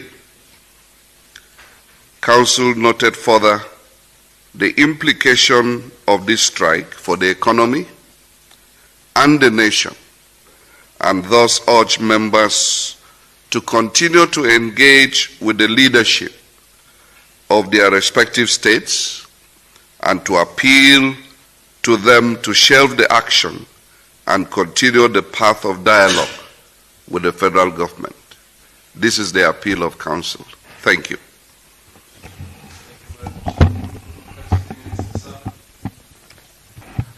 NEC actually expressed genuine concern about the situation in the country and appreciates the concern by Labour to have those issues addressed. And that is why NEC is appealing for patience, is appealing for time to be able to address the concerns of Labour. We also believe that Mr. President will be addressing the nation 1st October, and some of the concerns of Labour will be appropriately addressed in the President's speech. It is therefore important that it's a federation, so whatever happens, Labour is represented in all the 36 states and FCT, and NEC is appealing that discussions should continue at the state levels because there will be peculiarities as to the issues to be addressed concerning the demands of labor. And therefore, dialogue is the way to go. The nation is at a very critical moment at this time. Some of the states, when they took over on May 29, the workers were on strike. Some of those issues have just been resolved for the workers to return to work, and to ask them to go back immediately, it's going to further damage the economy. And therefore, NEC is, while expressing genuine concern about the situation in the country, appeals for calm and patience. And I want to believe that the leadership across the nation at this point in time wants to truly address the issues that concern labor and the general populace. And nuisance lele, nuisance lele, nuisance lele. So that was him lying to everyone 2 days ago. So when Kolu now came, Kolu now thought he was probably talking to the Agberos. And he said, I have hereby increased your salary by 25% for the next 6 months. So what is going to happen after 6 months? So the NLC have rejected their proposal. They are supposed to go on strike on Tuesday, and they call it indefinite. They will shut down everywhere, and a lot of those organizations are already saying their members should join and join and join. Now, just same way, Kolu came out to announce the Naira reform, which further destroyed Naira. He came out to announce education reform with student loan that is now going to make many thousands of students unable to go back to school. All right, just so you know that, which simply means when there is talk and it's all talk, no action. So that is what gives me my own certainty. When I tell you your shege is Pro Max, whatever you are seeing right now, it is just sort of the wind of the shege that is still coming. The shege itself is not here yet. You know when they say in Yoruba, that iya oti jeyin. Sure, you get me now?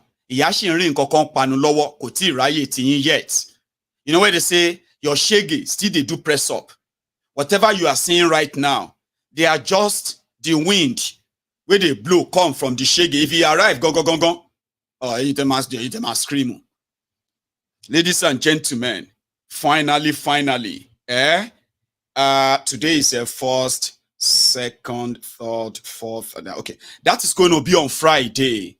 The Supreme Court of Nigeria is going to finally listen to the Mazi Nnamdi Kanu's case. The case that is challenging Nigeria government, why they continue to disobey their own court judgment.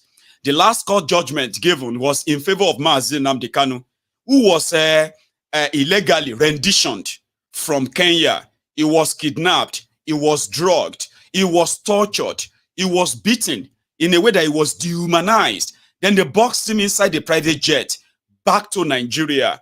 And they've started all the drama since then, unable to prove anything. And the last judgment said, because of the way they kidnapped him and brought him to Nigeria, the government of Nigeria, before they can even try him, they must put him inside the plane, okay? Pay him some damages, that same private jet, and return him back to Kenya. Now, if they now have a case against him, they should start it from Kenya, properly and legally. Then, if they win the legal case in Kenya, they can then bring him to Nigeria. That is how things are done. Not the kangaroo, terrorist way, kidnapping people because they choose a different path from the ruinous one that you are taking Nigerians.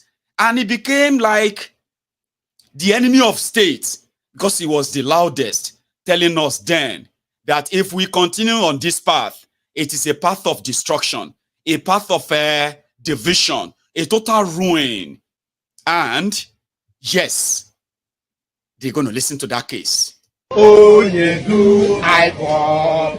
Oh, Mary, oh, Nindizu, Modiria, Abakare, Mama Daora, Unapori, Mary, Nandi, win the war. Python, that's one, Python, that's two.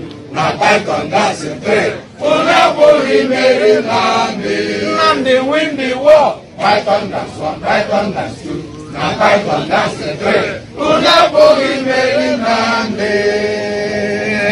Nande go onye do I mo o meri woni lizu biroya abakare mamanda ora una buri meri nande win the war Python that's one Python that's two now Python that's the three una buri meri nande win the war Python that's one Python that's two Python that's a three. Una boy Mary Nandi win the war. Python that's one, Python that's two. Python that's a three. Una boy Mary Nandi win the war. Python that's one, Python that's two. Python that's a three.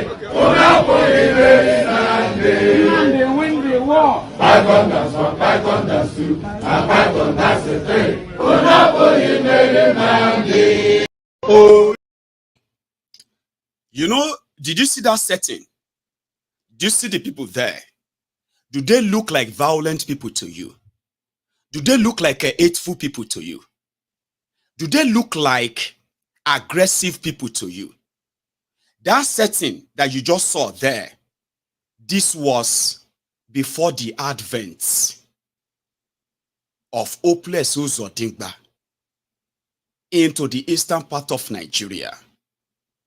Before the advent, these people used to sit down in that large number on their regular general meeting date across all of the states in eastern Nigeria. They discuss things that affect them. They discuss their economy.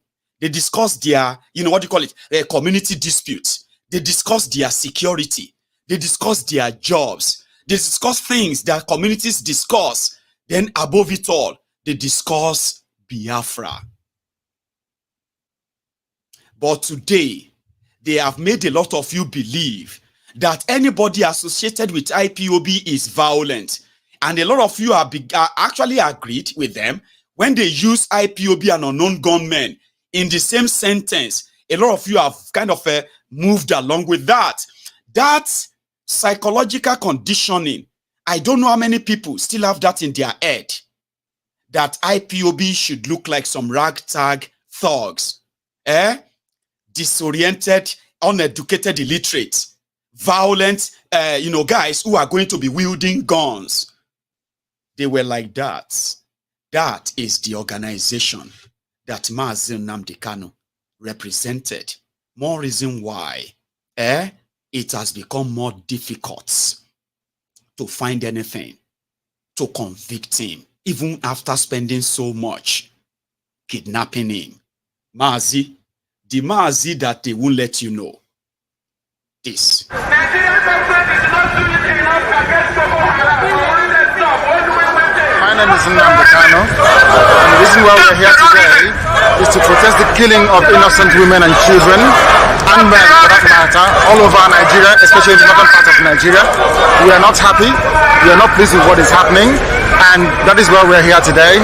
As you can see, there are a lot of Nigerians who are protesting about the killing of families, people who are determined to tear the country apart violently, and it is not something that we support. It is not something that we would like to see continue, and we are here today to send a clear message to the Nigerian government, to the High Commissioner, that what is happening in the country is unacceptable, and we cannot accept it. If that continues, it will lead to the violent disintegration of the country. There will be no more Nigeria for anyone to go to. There will be no Nigeria for anyone to refer to. In fact, what is happening in Somalia today will be like a tea party. So we cannot allow this nonsense to continue. Something has to be done, and the consequences of the actions of terrorism in Nigeria must be driven home to the people, so that even the terrorists themselves will be able to understand that there is no mileage in where they're going. The only thing they can accomplish is the breakup of Nigeria. If they think that they can cower people, if they think they can force people to be coerced into a religion which is not theirs, then they are clearly mistaken. We are asking for peace. We are asking for people to get together. We are asking for everybody who loves Nigeria, who is associated with that country, to please prevail upon terrorism in Nigeria so we can bring it to an end. That is why a multitude of Nigerians are gathered here today. Those of us in the UK are determined to work with the government for peace. We are determined to work with the Council Committee for peace. The one thing we cannot stomach is a repeat of 1966. What is happening today in Nigeria was the reason why Nigeria fought a bitter civil war for 3 years between 1967 and 1970. If this continues, there will be another civil war in Nigeria. And this time around, no place will be safe in Nigeria. This time around, nobody will be safe in Nigeria. So it is imperative that everybody who has the interest of the country at heart acts now and immediately to stop this nonsense from continuing. That is the man they want you to hate so bad, because he called out your pastors, he called out your politicians, and they want you to make, they made you believe he is the number one enemy of Nigeria. And after kidnapping him, they still couldn't do anything. So him, remember what I told Kolu, Tinubu, this is an opportunity for you to redeem yourself, especially by not inheriting Bokwari's enemies. Bokwari won himself so many enemies, and he helped divide Nigeria. He did it so well that Nigeria is currently living on a borrowed time, because you are continuing in that direction as well. Remember, do not inherit his enemy. And then let Nnamdi Kanu go. Let Oyendu go. Oyendu. Oyendu Aiko. Omeri Onendizu. Oniya. Abakare. Mama Daora. Unabori Meri Nnamdi. Nnamdi win the war. Python that's one, Python that's two. Now Python that's a three. Unabori Meri Nnamdi. Nnamdi win the war. Python that's one, Python that's two. Now Python that's a three. Unabori Meri Nnamdi. Nnamdi go Oyedu Aiko. Omeri Onendizu. Ondiroya. Abakare. Mama Daora. Unabori Meri Nnamdi. Nnamdi win the war. Python that's one, Python that's two. Now Python that's a three. Unabori Meri Nnamdi. Nnamdi win the war. Python that's one, Python that's two. Now Python that's a three. Unabori Meri Nnamdi. Nnamdi win the war. Python that's one, Python that's two. Now Python that's a three. Unabori Meri Nnamdi.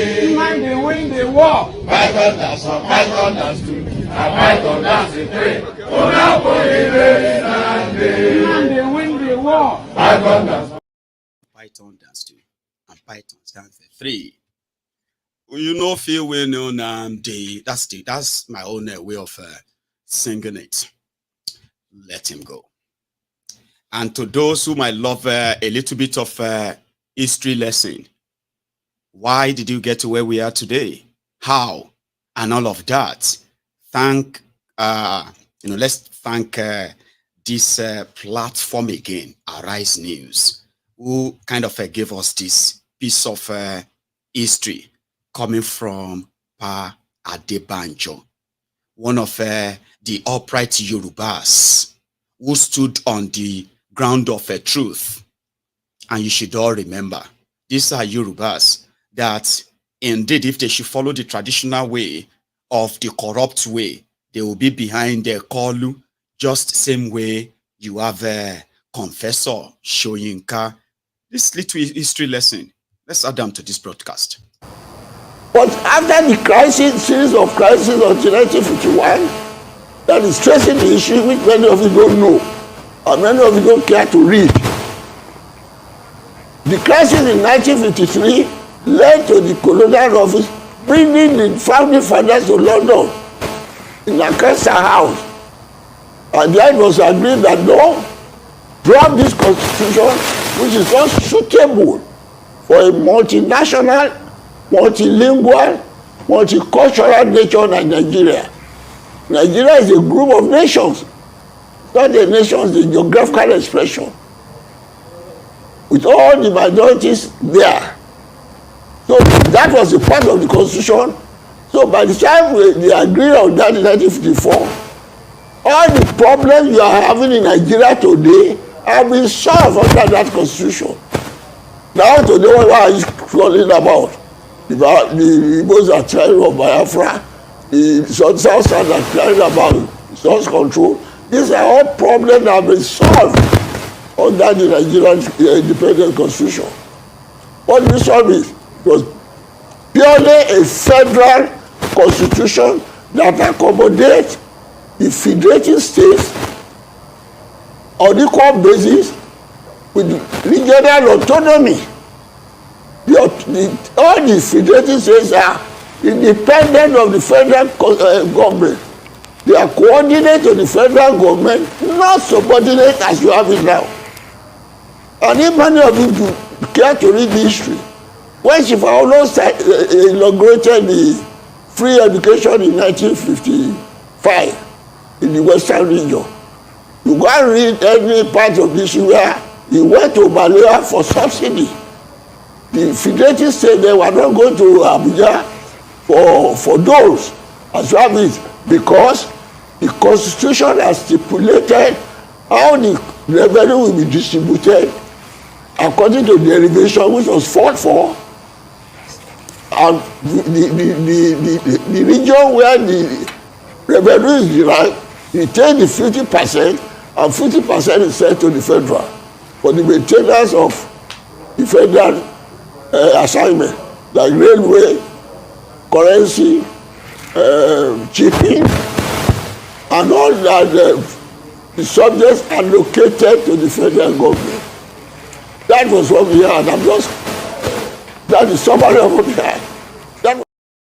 Talking about, sorry about the audio. The audio was really, really bad. So, sorry about that. So, talking about, what do you call it? The agreement that everyone actually kind of signed up to, that gave them an autonomy to run their own affair. And if they have to share with the center, what percentage of their resources would they share with the center and why? So, which simply means this one that everybody is stealing everybody's resources that is not beneficial to any region or anyone would never have been the case. At least not as worse as it is right now. But would you go back there? Would they like to go back there?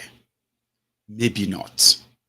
Anyway, in this spirit of Nigeria independence, Soludomb just renamed the cargo airport in Anambra after Chinua Achebe. His reasons. In terms of brick and mortar, legacy is about impact on human life and human civilization. That is why those who have been celebrated for centuries are not those who built artifacts, but those who changed the course of history. Achebe was not a president or governor or minister.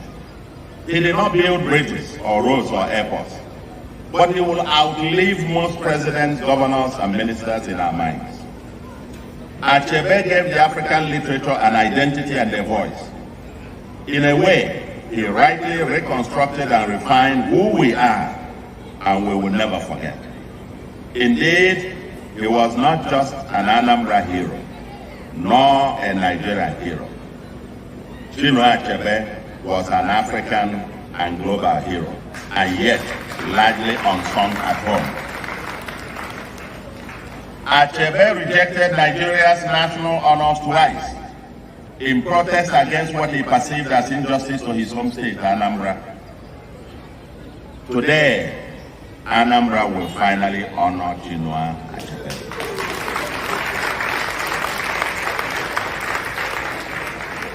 After wide consultations, it became evident that there is a broad consensus that no one is more deserving to be named after the first airport in Anambra State than Anambra's all-time greatest literary gift to the world, Chinua Achebe. We know that with the escalating population of Anambra will probably need 2 more airports in the future. But this first one, consequently, we're committed to rename the Anambra International Cargo and Passenger Airport Umueri to Chinua Achebe International Airport Umueri.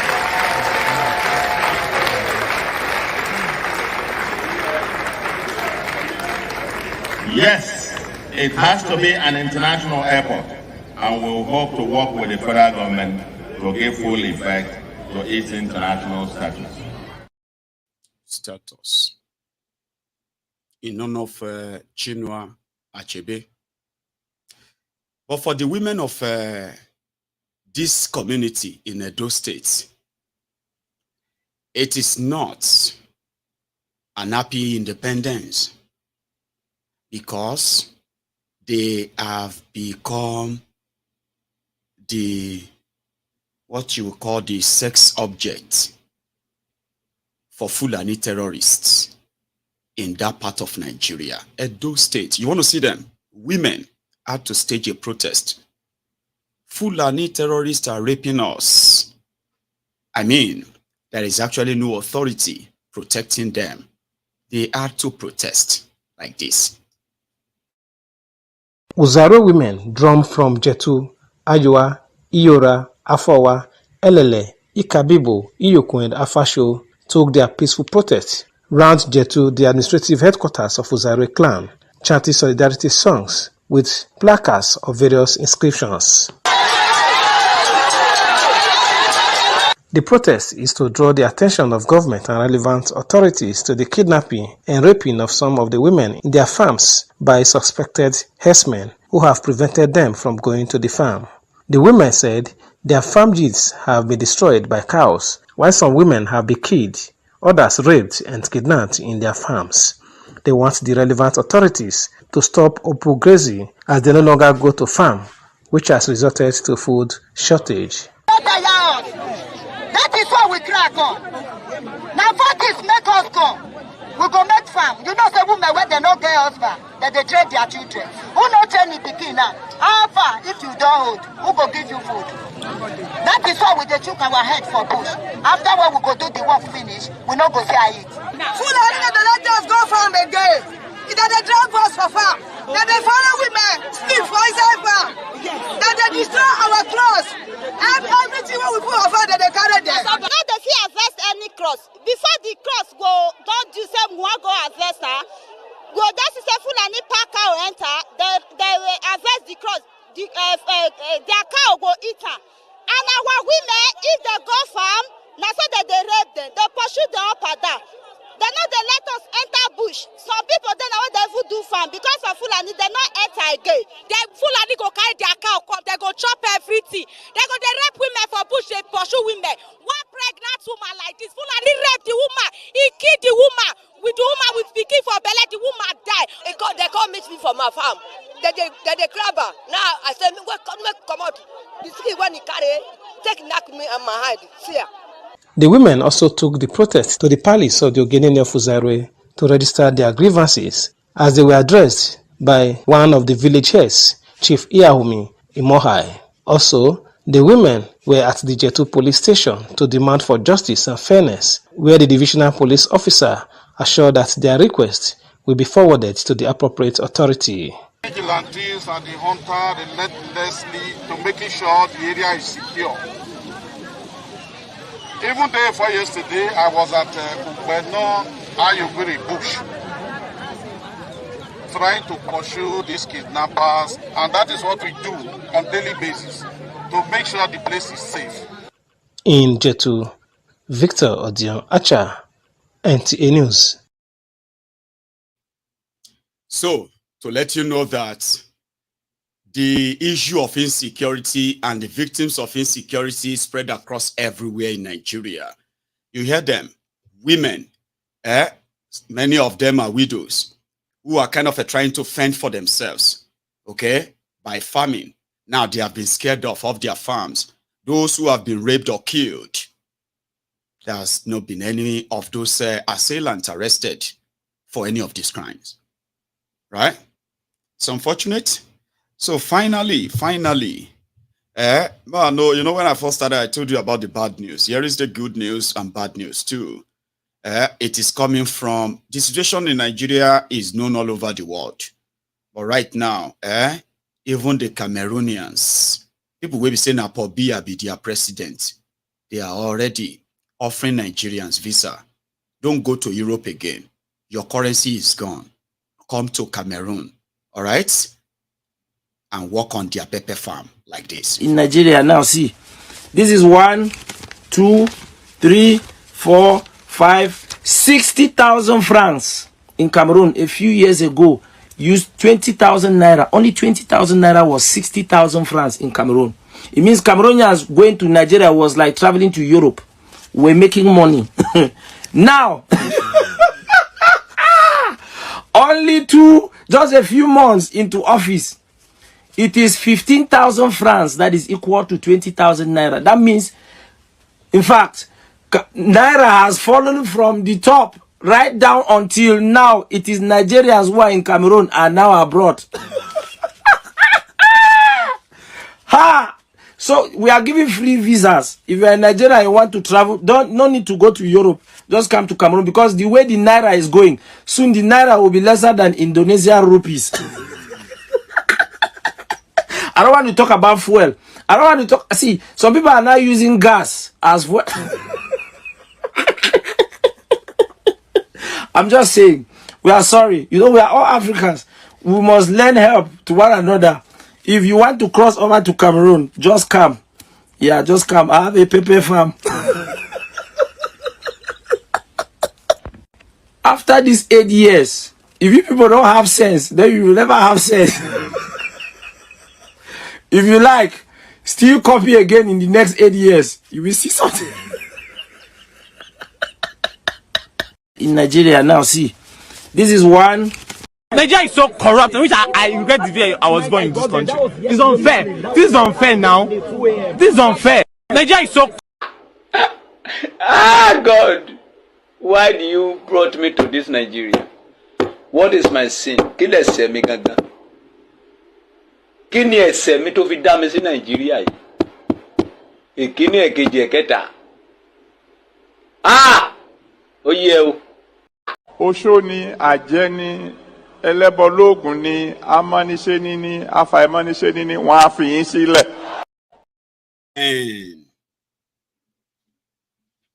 And that is going to be the end of my own presentation. I know that I have eaten so deeper into all of the hours. I have 2 options. Call it a night, let everybody go rest, and wait for tomorrow. Or use the remaining 40 minutes and listen to others who might want to add their own voice. Which one would you go for? I know you'd rather go for the latter. Let us take calls. Therefore, I am going to keep the line open. So excuse me, on the tempo in the last 2 hours, so we were almost 4,000 of us on YouTube.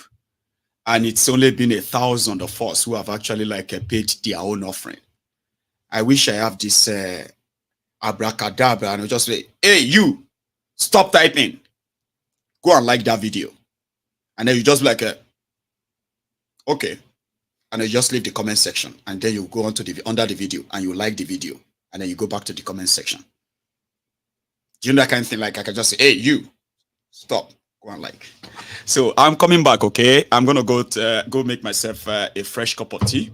And I'll use the next 40 minutes to kind of, have a chat so that you too can add your voice. So you should go and like that video. How could we have nearly 4,000 and only 1,100? Come on. I know a lot of you prefer to watch this on your TV, but you do have phones too. Come on. You are typing with your phones. You are doing all of that. Everybody is busy there. Come on. Thank you. I'll be back.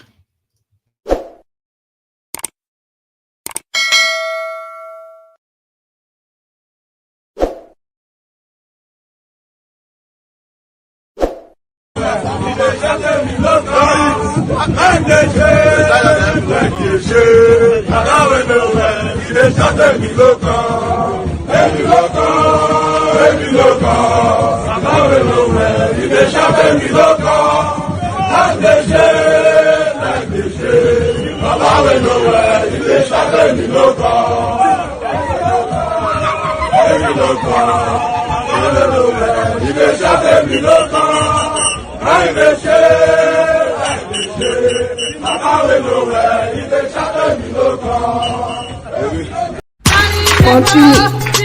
70 years old man. Charade. He taught you. Jesus is Lord. Jesus. Woman taught you. The Prince. I have a caller. Hello, Maiyegun General. The Prince Judgeman. How are you, Baba? Baba with the hello. This is Prince Judgeman. It's been a while. Representing IPOB for life. I'm so Baba. I've been so busy. You know, but I will let her go and also watch after the program is gone. You know. Oh, did you join us at midway or something? Yeah, midway today, but not that I've been following off and on because I was on the way coming back in the train. Oh, you're on the move. So Good. Yeah. Baba, everybody can hear you now, please. Yeah. First of all, I want to thank you, Baba. The other day we are talking about David Indoing. What do you call Indoing? Yeah. Yes, Baba. You know, you are number one of their target. We would talk about Indoing, David. You also is our own priority. That will be also guiding with all jealousy. I know. You know, not only David. David once in a while. You every day they chook the anyash. You see, so our people make them know say you they very important to us. So yeah, you need to work with the plan. But would they put you also into our agenda for security? That is one, Baba. Today I get one shocker, Baba, when I want to share with us. Shock me. You see, I went out with a friend today just to go and the friend wanted to rent a room or just a room. You know, any person that they called and they will ask, where are you from? He say Nigeria. They will say, no, we don't want Nigeria. Wow. You understand? Some if you call them and say, I want a house. Where are you from? Nigeria, they will off the phone. You see, this thing I'm telling you is in abroad, though, no, we say Nigeria. You see, so you experienced big, that one, or your friend? My friend, I went out with him. I saw it, no, we said and tell me.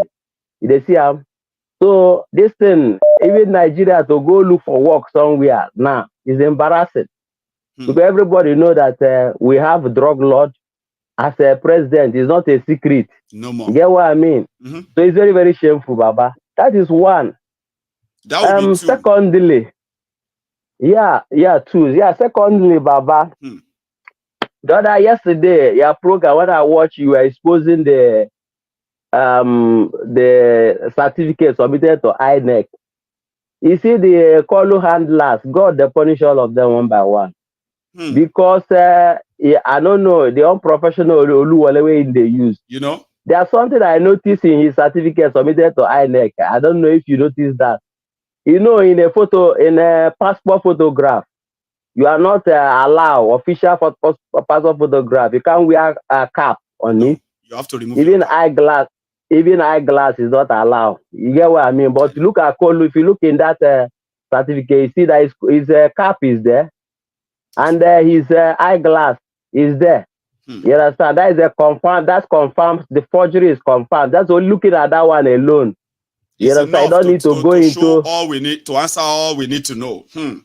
You don't need to look for signature or any other thing. Only that one alone has shown that the person just go and copy and paste.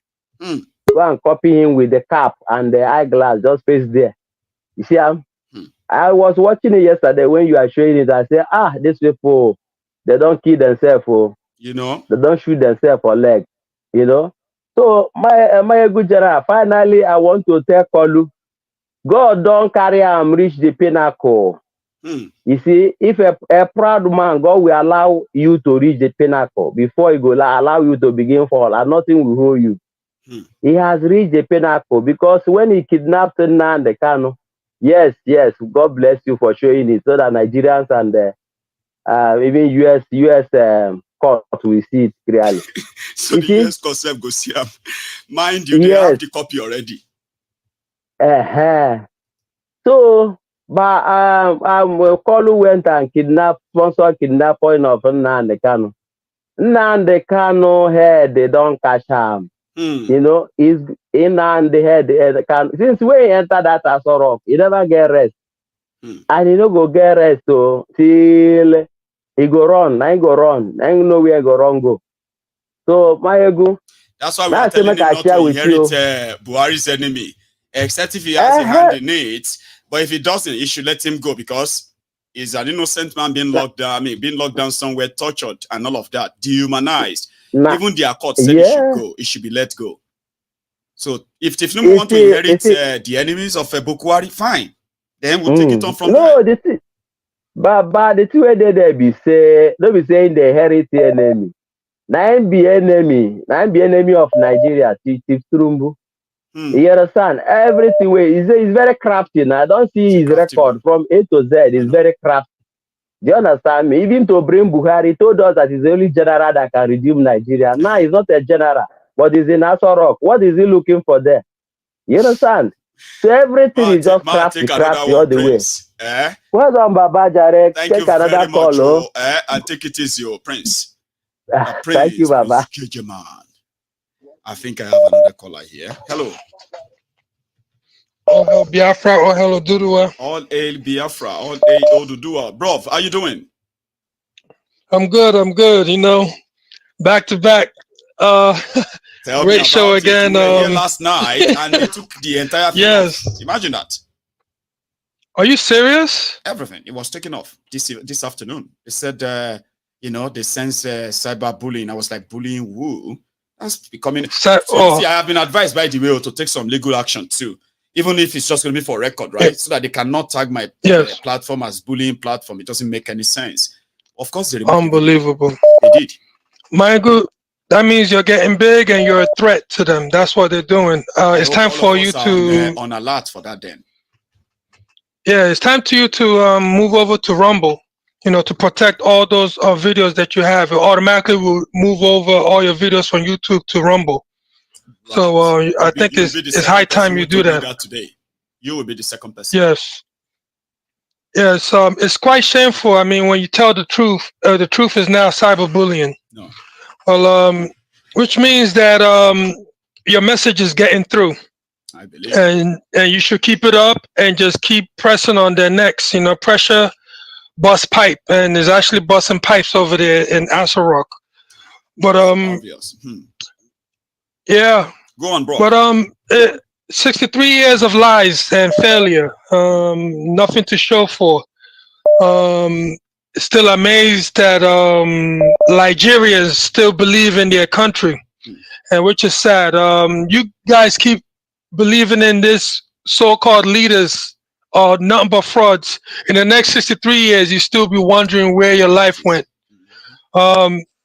Wake the hell up, people. Wake the hell up, you know, and find a way to break this thing up so you can save your lives and save your futures. You know? Thanks a lot, man. Yeah, that's all I want to say. Keep up the good work.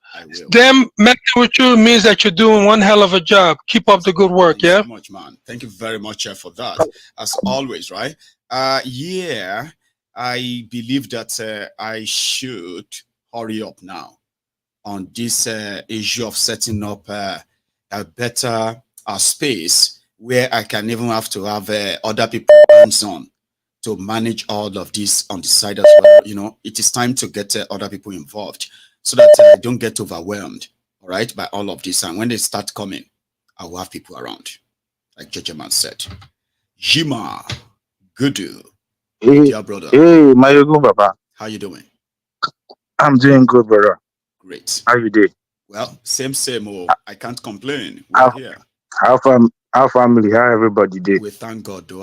How is yours and everyone? How is the no, they're okay. He's fine. He's fine. I don't put him to no sleep. Longer a wee man. He's probably becoming Maiyegun, that boy na terrible too. He did give me wahala. He did give me wahala. I don't put her for bed. I know. Yima. To the matter at hand, Maiyegun Baba. Yes, Baba. Everything is happening in Nigeria. I just have one. I don't know what if it's a sentence or so, but all I'm going to say is that Nigeria cannot be helped, and that is with Kolo and everything going on. Nigeria cannot be helped. My main reason for calling this night is David Hundeyin. Right. What is happening to that young man, and it will be a shame on all people in diaspora, good, loving diasporans, to see somebody as hardworking as that fall into the hands of that evil contraption. It is wrong. What David is doing is for our good, our generational good. He's exposing the corruption so that generations to come will know. Now, I want to beg Ghana. Ghana Akwa Abao. I want to beg Nachale. Please. Nigeria is a drowning ship, and sorrow loves company. So Nigeria will drag you, Ghana, with it into the ground. I know you guys are bankrupt in Ghana right now. You file for bankrupt, but trust me, you are still better than Nigeria. You have electricity, you have good roads. Yeah, they are honest with their bankruptcy. Nigeria is lying. Yeah. Nigeria has been bankrupted since 2017. Yeah. So Ghana, I'm begging you, don't let Nigeria pick David Hundeyin from your country, because it happened to Mazi Nnamdi Kanu in Kenya. Go and check any place you see Uhuru Kenyatta face online. Go to the comments and see how Nigerians are dragging Uhuru Kenyatta. Everywhere they see him. Ghana is smaller than Nigeria. If that thing happens, trust me, Nigeria go drag Ghana. We cuckoo the whole rope, we drag ourselves now. You see? Make that one no happen. Oh, I beg una for Ghana. If anybody know Nana, make it tell Nana. You shouldn't allow illegal rendition of David Hundeyin back to Nigeria. Thank you, Maiyegun. God bless Thank you for the good job. That's a very wonderful message you just passed there, okay? God bless you too. I have another caller on the line. Did I get you in? Hello. That's a network issue there. And I hope it says poor network. And whose network is poor between you and I? My caller. Please, I am going to sort of encourage you to try back. I'm sorry, okay? The network is not networking there. Let's take another one. Here. Hello. Oh, that's another person who might need to get through. And somehow... Oh, are you there? Hello, can you hear me, sir? Oh, ma'am. Okay, I think that person is not so sure if they have been connected. But I kind of advise us, if you are actually trying to call in, of course the line is busy and all that, okay? But if you are calling in, I will advise you to hold the phone like this so that you can see when it starts counting that you have picked up the call, okay? Don't wait until you see something on the screen that shows that it's like, Now, I have a caller that is calling me with unknown. I hope, man, that's the first time somebody's going to call me with unknown number, and I'm picking it. Hello. Hello, Maiyegun. Yes, sir. That's the first time. Oh, I am very, very happy today, Maiyegun. I have been calling to find out who is times without number. Yes, sir. My name is Akogun Tunde Makinde from Texas. Yes, sir. Akogun. How are you, Maiyegun? I first of all want to thank you for the marvelous work you are doing over there. Thank you so much. You are an asset to our generation. You could be a very young boy, but you are an elderly person. Thank you, sir. Now, don't let me waste time. This is my first time of contributing. Concerning David Hundeyin, please, the best thing for us now to do is to ensure his safety. so that this man will not be repatriated back to Nigeria. If it happens, believe you me, Maiyegun, nobody will help again. We don't want to make it a medicine after death. Please, let's protect this boy. I will have to talk to you later on, sir. I don't want to waste time. I just stumbled across your program right now when I returned that from church. So please, Maiyegun, I have tested it now. Your number has been going, and I will keep on doing it on a regular basis. Though I'm a very busy person. It's a pleasure, Maiyegun. I will have to know you better than this. Thank you, sir. Thank you, sir. Agogo, thank you very much for stopping by, and stay safe too, sir. I will deliver your message. And I bet David himself is probably, maybe once in a while, he does tune in onto this platform, but he's a friend of this platform. I will deliver that message. And if I have to kind of drag him down, to let him come here and see all of us to say, well, we don't care who and who is after you or what. We are interested in ensuring that you don't end up in the hands of these oppressive criminals who want to shut everyone up, right? A lot of people today, I have had people who have told me, I haven't told you this before, I have had people who have told me that if they knew that Mazi Nnamdi Kanu and everything he was saying that time, if they knew and they listened to him, they would have been among those that would have prevented anything like this happening. But they didn't. Probably know better. Well, no thanks to all the propaganda that they have actually put out there. The one we have been spending all our time to kind of debunk and change. Do you understand? So if people today feels like, there are people who feels like David Ondenyi deserves this in the hand of these criminals.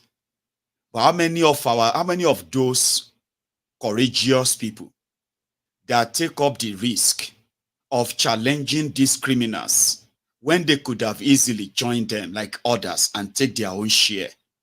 You understand now? So how many of them would they have to take away from us?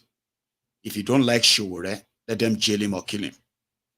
If you don't like Mazi Nnamdi Kanu, let them jail him or kill him. If you don't like Oloye Sunday Igboho, he should be jailed or killed. David Ondenyi, oh, it should be this or that. At a point, you have to tell yourself, are we not self-sabotaging that way? Are we not willingly and voluntarily making the job of these criminals easy by picking up those who are very much, sort of important, you would say, valuable rather. So I beg all of us to understand that a time is going to come that the enemy of your enemy, you should please call him your friend. In this case, if you are one of those who have actually seen the light of the damages of these criminals they are doing to all of us, whether you are from the north or from the east or from the west or from the south or wherever you come from, if you are one of those who knows that this establishment, these criminals, they are the existential enemy of every Nigerian from wherever you are from, then we have a common enemy. So if Nnamdi Kanu declare them as enemy, then even if you don't like Nnamdi Kanu or the IPOB, the indigenous people of Biafra and all of that, the fact that he summoned up courage enough to take down the hegemony, he didn't choose to join them and get paid. That alone is enough for you to indeed see IPOB as your friends, Yoruba Nation as your friend, Yele Sowore and the Revolution Now as your friend, including the obedient themselves as your friends. Why? Because we all have, we all have common enemies, and that common enemy is the establishment that is dealing with all of us, and all they are doing is just to give us a name. Give a dog a bad name to hang it. That is the technique. It is the same operational book. Give them a name, then kill them, and tell everybody we are killing them because this is who they are. Maybe when all of us decide to kind of see beyond our differences and see those who have managed to stand up against these criminals, if we begin to see the similarity of why every one of us should be doing exactly that without having to judge anybody or their way or style or anything, maybe by then, just by then, we stand a chance of rewriting our own destiny. Until then. So maybe I'm going to bring him down here to tell him a lot of people are so much interested in your safety, and not just your safety, the safety of everyone like yourself. Okay? So as we can continue to encourage every young person to play their own key role, because this is history happening right before our very eyes. They say when history happens, when you are living through history, it is always very slow. But I told you, in 20, 30 years' time, when people will talk about today, they will tell of those significant, important people who shaped this time. We shouldn't let them kill them. We should not let them capture them. And that is very important. I have a caller. Hello there. Hello. Hi, Mr. Maiyegun. Good evening. Hello, sir. How are you? Yeah, I've been trying to call in. I just want to thank you for your awesome work and what you've done so far and how your channel has grown. So just a brief reminder to Africans. You see, everything we do in life, there's consequence attached to it, or there are consequences attached to it. That's right. If Africa refuses to wake up, we will all go down. It's not going to be it's an Igbo problem, it's Yoruba problem. No, we are all going to go down. So the earlier we start doing the right thing, the earlier we start telling ourselves the truth. You see, why I don't believe in religion, it's not an insult to anybody. No, it's okay. It's one simple fact. You see, if God, right, the creator of the universe, wanted to write a book or give us instruction, he won't send man to do it for him. He will do it himself. He has done the hardest part of the job, which is creating human being and creating the human mind. So writing something as easy as a book, he can do that himself. He gave us something which is conscience. That's right. And trust me, if we use our conscience, we know what is right and what is wrong. He made our body to feel pain. So if you take a needle and check yourself, you feel pain. So you know when you do that to your brother or your neighbor, he will also feel pain, and you wouldn't want to feel that same pain. That's right. So we've passed the stage where we lie to ourselves. You know, Nigeria, we come up with this holy adao attitude, but we don't do the right thing. We are not even progressing as so-called nations that are not as religious as we are. So the earlier we wake up from this stupidity and start telling ourselves the truth, 63 years of so-called independence, nothing to show. We can't even fix a simple problem such as electricity. As a child, one of the first things you learn in science is taking a battery, wire, and an electric bulb, right? That's right. To generate power, like lights. So you can't tell me for 63 years, when we gain independence before so many nations, and we can't fix something as easy as lights. So that does not make any sense. When we keep on lying to ourselves that, oh, Nigeria will work. Nigeria cannot work. Not in 1,000 years, not in 2,000 years. So let's quit this stupidity and fight the right battle. So thank you so much, Maiyegun. God bless you, sir. That's a very concise, straight to the point presentation there. Tell ourselves the truth. And it starts from, things cannot continue like this. If you agree that this is not right, the next thing is going to be what? What are you doing about it? And I'm beginning to realize that I need to continue to remind all of us that for the value of the time we spend on MaiyegunsDiary Politico to remain meaningful and impactful, I would love to implore us to continue to remain consistent in repeating and spreading these messages. Not just that, you should be the embodiment of this message. You should see yourself as a different person, somebody who knows better, somebody who shouldn't be found in the gathering of fools, people who are fooling themselves, those who are creating alternative reality just because they don't want to take responsibility for what they have done. So you happen to be a disciple of this platform, young, old. A lot of us spend hours here exchanging conversation and information in order for us to be better than who we were yesterday. Now, if you do know better, you are expected to do better.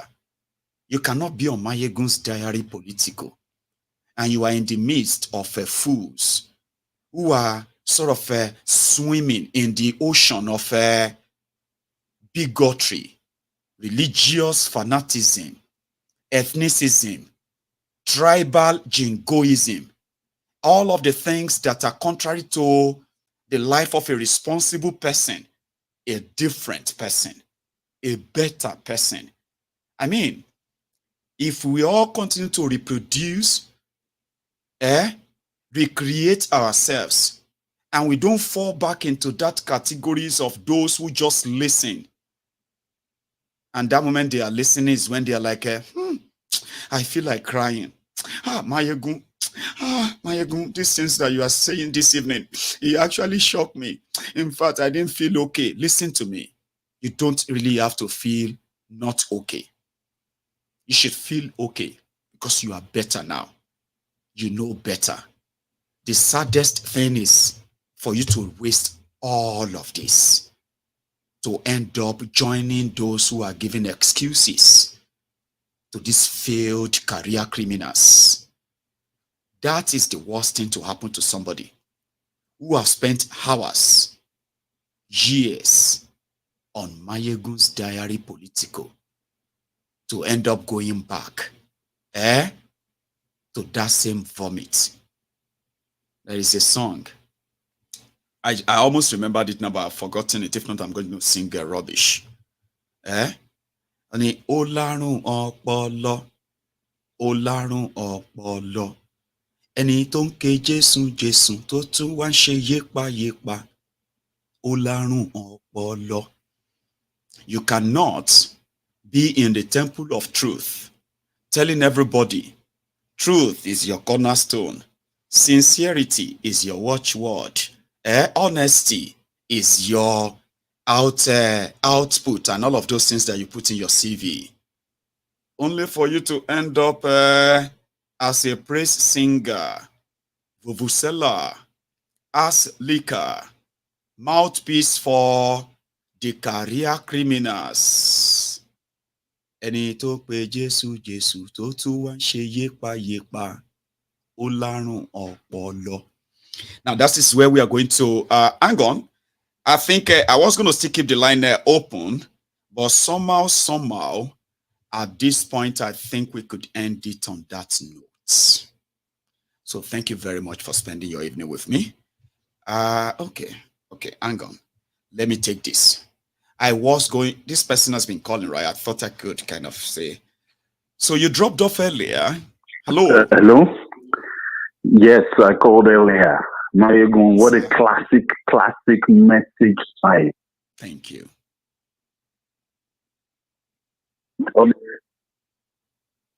All of us can hear you, sir. Please. Really put the details on point. This is so good. But firstly, before I finish, I have to apologize to one of your viewers, that is Omolara. She called in yesterday, but it was such a funny situation because yesterday I had a bet, you understand. I had a bet with my woman when I watched a program the last time. Yes. And I told her I was going to make a comment on what was above her head. And I said she was going to call back and complain about that rather than talk about what I said. And my woman said, no, she doesn't think that would happen. I said, okay, let's have a bet. Then she brought out money. And I brought out all the money from my wallet, which was 200 and, to be precise, how much was it on it? 267 euro. You put everything, you stake everything. Everything, I'm telling you. So I put everything down. Then I told her, you're going to see between now and 3 days, she's going to call and complain about that. And I dropped, she said, she was no, the next person that called. So then I'm telling you. Right. So the two of you were watching and you were looking like, I'm telling you. I thought I was the last caller. Yes, I thought I was the last caller. And the next thing, a call came in immediately. Oh, more. I told her, I said I was so sure I was going to win the bet. She put €5 down. I put 267, all the money in my wallet. I won that bet, and I told her. Yeah, I told that. Yeah, of course now. So tell me, how did that go, sir? So I told her and I explained. I said, this is what you understand is going on. I said, the mindset of our people is focused on what they are holding on to, which is the religion. The thing is, you understand, is not about the religion. I didn't attack our religion. And if Momolara, if you're hearing me, I am very sorry. I wasn't attacking your religion. I only made you understand one thing. I said, you changing the situation is writing that thing in Yoruba and putting it over your head. Just try and imagine one thing, repeating that I am Yoruba. I'm a Yoruba person for 1 year. You're going to see your mindset will start changing from which you are holding on to as a Muslim, you understand? Which I was born a Christian too, as a Catholic, you understand? But growing up, seeing how things are, it really disgusts me so much, you understand? And I started having a different mindset about things, you understand? I see. Deborah died, was burnt alive. That girl could be anyone's child. She was burnt alive, you're in front of, nobody was trying to save her to get out of that thing. Did Omolara take a pen or come out and write to those people who did that thing to condemn it? Even Aktiku Abubakar couldn't do nothing about that situation. So why are we killing ourselves to hold on to one religion or other? And I just came up to say we should do something. David is running everywhere now, finding where to, you understand, to keep away from these criminal people. So what are we going to do? Your own feelings towards religion. So when that popped up, it was one of the things you felt like, oh, can we just do something that would not, you know? And again, Papa, I bet that, you know, you don't want to go deeper into still using that, you know, your kind of feeling towards religion in this regard, okay?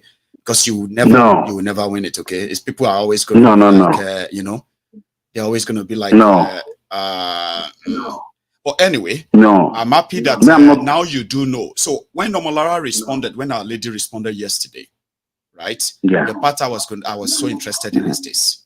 You expected her to fire back, then she didn't. No, it's not that. What I did, what I was saying What were is, you expecting? Because I was interested. she attacked me. Yeah. What I meant about that was when I spoke about what we are supposed to do here, that I was saying we are coming to talk, which is the truth. We are coming to talk, and we are not having a plan, you understand, to move forward with all these problems. Yeah, a precise plan, you understand, to do something to change whatever we are complaining about. Then she said, I shouldn't be saying that. You understand that I'm just saying talk. Right? That then I called back to complain about that thing above her head. You understand? And I knew she was going to, you understand? If she could call in lightning speed to complain about that Arabic thing above her head, why couldn't she call in lightning speed to say, okay, let's do something, or this is what we should do? You're saying you don't care about Nigeria no more. Yeah, Nigeria, you don't want to do nothing for Nigeria. But you have to understand one thing, and Lara, even if we split, you understand today, which I really want us to split. But we have to understand that those people playing the politics today are still going to be the one being the head of each region.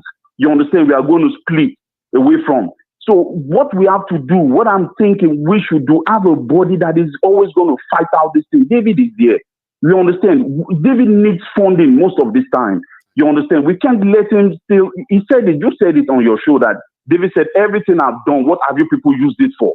Nothing. You understand? And we can't be keeping, getting resources and wasting it for nothing just because we want to talk in the beer parlor or watch Arsenal a football game and feel happy, feel good about it. No, let's do something. Let's just make a plan. Let's move steps to step. You understand? And by the way, let me. I can finish this talk next time. You understand? Let me let you go and food for thought for all the Christians out there on this show and or Muslims too. We have to understand one thing. Just imagine. You understand? The guys who brought Christianity from the Western world to this place. You understand? why were they not able to stop the people in their country before they took that ship to come here and take the slaves? If that religion was so good enough for them to come and share with us, why didn't it work for them before they came? Why didn't they convince them like, this thing you people want to do is bad, though? It was all part of the plan to use that and bring us down, suppress us, and let us start thinking. You understand what we've seen now? This Tinubu has made us know that all these preachers are all criminals. You understand? We've seen it now. We've seen everything is so glaring. You understand? Tunisia. Thank you. Okay, man. Okay. You said it. We can't possibly finish it tonight, right? Well, I'm going to let you just, continue to watch from the fringe there, gather your thoughts, and then maybe next one is going to either be you that will come first, or Ajia or Molara, whichever one that comes first. Your point is but I apologize to her. I really apologize to her. I wasn't talking about her religion. I just wanted her to see the difference. And I get that. Exactly. But fair enough. Thank you, Maiyegun. Yeah, good night, and thank you for everything. And thank you. Okay, stay safe. All right. Yeah, bye. Good night. Thank you so much. Yeah, good night. This is where we are going to draw the curtains. Okay. So many times people will ask, how do you support David? Apart from the fact that organizationally, right, David could be, brought into other organizations that are indeed could provide all of those kind of service. Okay, I have been there and I know what I am telling you.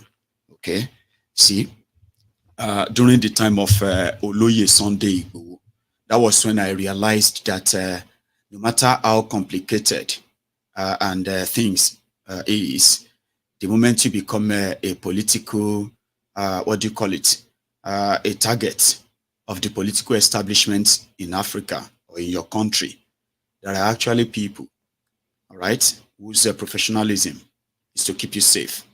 They'll provide you the safe house, they will provide you the travel, they'll provide you the document, they'll provide everything up to the state or the destination they can take you. I learned that during Oloye Sunday when they attempted to kill him.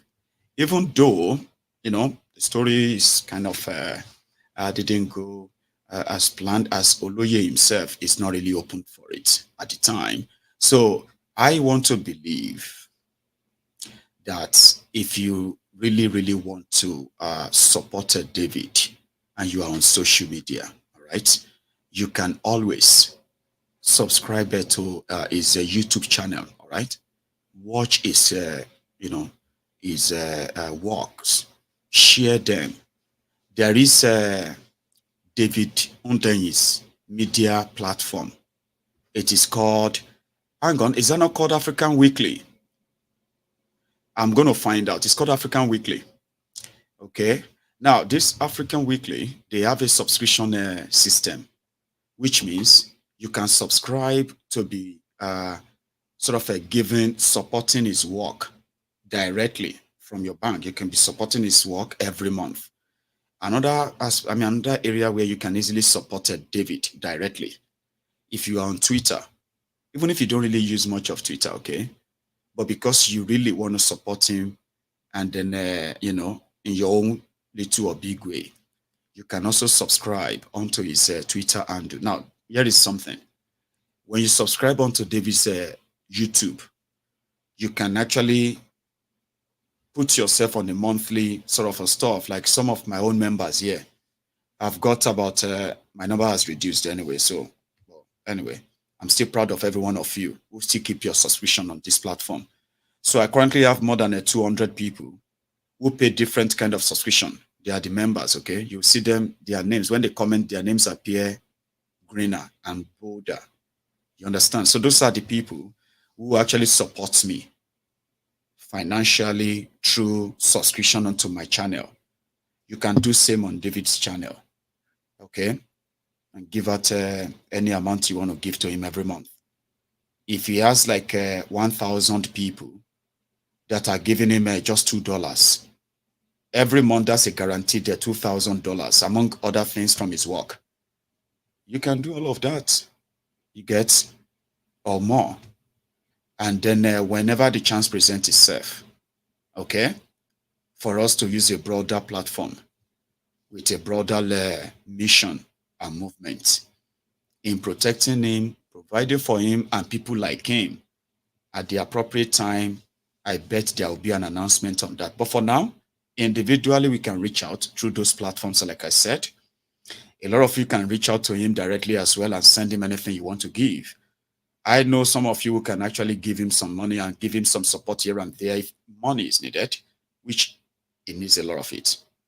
So apart from that, from our own side, wherever a chance presents itself for us to offer our support, like all of us are willing to, I will be one of the, you will be the first to know. I'll bring that here for all of us. So thank you. And after this, I want you to remember that if you haven't really liked the broadcast, please do before you leave, okay? If you joined us midway, please watch this from the start. Skip the first 5 minutes if you don't like song and all of those demo. And you can watch the replay of all of this tomorrow before a new one. I will see you some other time. Good night.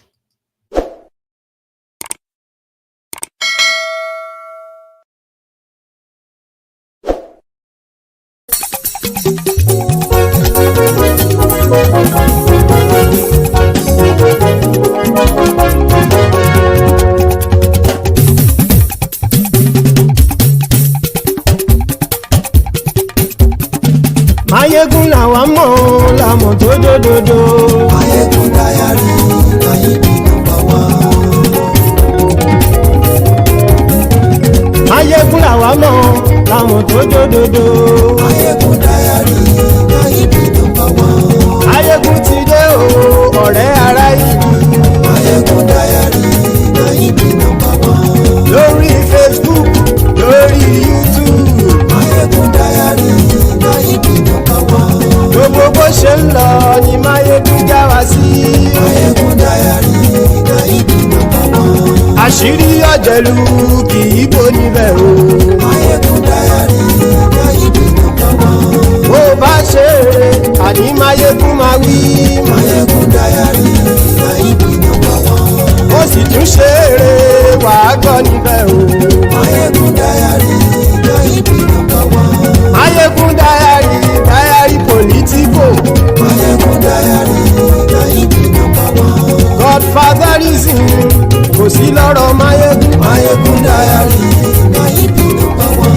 Ẹ farabalẹ̀ sẹ́ o kẹgọ́rọ̀ lẹ́nu o. Maiyegun Diary Maiyegun #1. Àní Maiyegun làwa mọ̀ tó dòdòdò. Maiyegun Diary Maiyegun #1.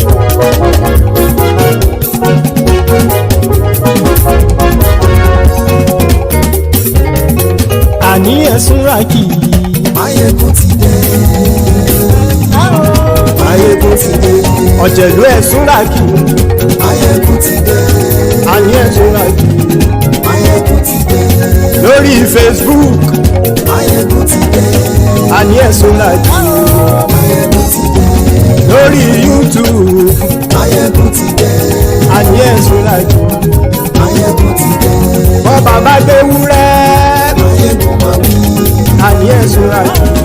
Maiyegun ti dé. Ijó ìgbádìyẹ. Maiyegun máa wí. Àní ẹ̀sùn rákì. Maiyegun ti dé. Presido bá rúfin o. Maiyegun máa wí. Àní ẹ̀sùn rákì. Maiyegun ti dé. Kí gómìnà kówó jẹ. Maiyegun máa wí. Àní ẹ̀sùn rákì. Maiyegun ti dé. Ọlọ́pàá ti ń gbà rìbá. Maiyegun máa wí. Àní ẹ̀sùn rákì. Maiyegun ti dé. Aṣòfin tí ń rúfin o. Maiyegun máa wí. Àní ẹ̀sùn rákì. Maiyegun ti dé. Òpùrọ́ olóṣèlú. Maiyegun máa wí. Àní ẹ̀sùn rákì. Maiyegun ti dé. Ọ̀jẹ̀lú ẹ̀sùn rákì. Maiyegun ti dé. Àní ẹ̀sùn rákì. Maiyegun ti dé.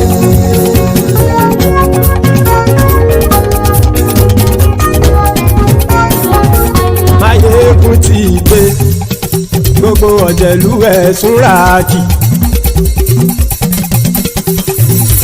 Maiyegun ti dé gbogbo ọ̀jẹ̀lú ẹ̀ súnra kì ṣùgbọ́n ní bá ti ṣe èyí tó yẹ kí wọ́n ṣe ọmọ bá dèrò ní fi wọ́n níran o. Maiyegun ti dé gbogbo ọ̀jẹ̀lú ẹ̀ súnra kì Maiyegun ti dé gbogbo ọ̀jẹ̀lú ẹ̀ súnra kì ṣùgbọ́n ní bá ti ṣe èyí tó yẹ kí wọ́n ṣe ọmọ bá dèrò ní fi wọ́n níran. Wọ́n fowó bẹ́ẹ̀ o Maiyegun ó sọ pé wọ́n ò fẹ́ bẹ́ẹ̀. Wọ́n fowó bẹ́ẹ̀ Maiyegun ó sọ pé wọ́n ò fẹ́ bẹ́ẹ̀. Oníkan ṣáàtì ṣe èyí tó yẹ kí wọ́n ṣe fáwọn ará ìlú tó gbé wọn débẹ̀ o. Maiyegun ti dé gbogbo ọ̀jẹ̀lú ẹ̀ súnra kì Maiyegun ti dé gbogbo ọ̀jẹ̀lú ẹ̀ súnra kì ṣùgbọ́n ní má ti ṣe yìí tó yẹ kí wọ́n ṣe ọmọ bá dẹ́rọ̀ ò ní fi wọ́n níran. Kì máa yí ṣe eré ọ̀rọ̀ yìí kì í ṣe ẹ̀fẹ̀. Kì máa yí ṣe eré ọ̀rọ̀ yìí kì í ṣe ẹ̀fẹ̀. Ẹni bá ti lè lẹ́bọ̀ lẹ́rù o ọmọ bá dèrò kàṣàyè tú wọn síta. Maiyegun ti dé gbogbo ọ̀jẹ̀lú ẹ̀ súnra kì Maiyegun ti dé gbogbo ọ̀jẹ̀lú ẹ̀ súnra kì ṣùgbọ́n ní bá ti ṣe yìí tó yẹ kí wọ́n ṣe ọmọ bá dẹ́rọ̀ ò ní fi wọ́n níran. Tẹnitẹni ọmọ Maiyegun ọ̀rẹ́ ara ìlú mọ̀mọ́ ni mo fọlọ́hún ṣọ́ ẹ̀ bá kìlẹ́bù lóòótọ́ olódodo ìlú ọ̀tá ìlú mọ̀mọ́ ni ìwọ ṣá máa ń ṣọ́ra kò sì mọ́ bẹ̀rù bọ́tà ń lè rí bóníṣègùn lé káwọn mọ̀mọ́ fi ṣera wọn ni ó ti dẹrùn tí wọn ò gbọ́dọ̀ sì mọ́ bẹ̀. Èèpo ọ̀bọ̀lọmọ bá dérò tàjẹ́ ò gbọ́dọ̀ jẹ́ ó ti jọba lórí àbínú ẹni kò sì mọ́ bùyà àìsíwọ́lu ní ẹnìkẹ́ ìgbódì ẹyin lábàrá o ó kó ẹni tó bá dán o àkàmù. Maiyegun ti dé gbogbo ọ̀jẹ̀lú ẹ̀ túnra kì Maiyegun ti dé gbogbo ọ̀jẹ̀lú ẹ̀ túnra kì o. Ẹni bá ti ṣe èyí tó yẹ kí wọ́n ṣe ọmọ bá dèrò òní fi wọ́n níran o. Maiyegun ti dé gbogbo ọ̀jẹ̀lú ẹ̀ súnra kì Maiyegun ti dé gbogbo ọ̀jẹ̀lú ẹ̀ súnra kì ṣùgbọ́n ní bá ti ṣe yìí tó yẹ kí wọ́n ṣe ọmọ bá dẹ́rọ̀ ò ní fi wọ́n níran.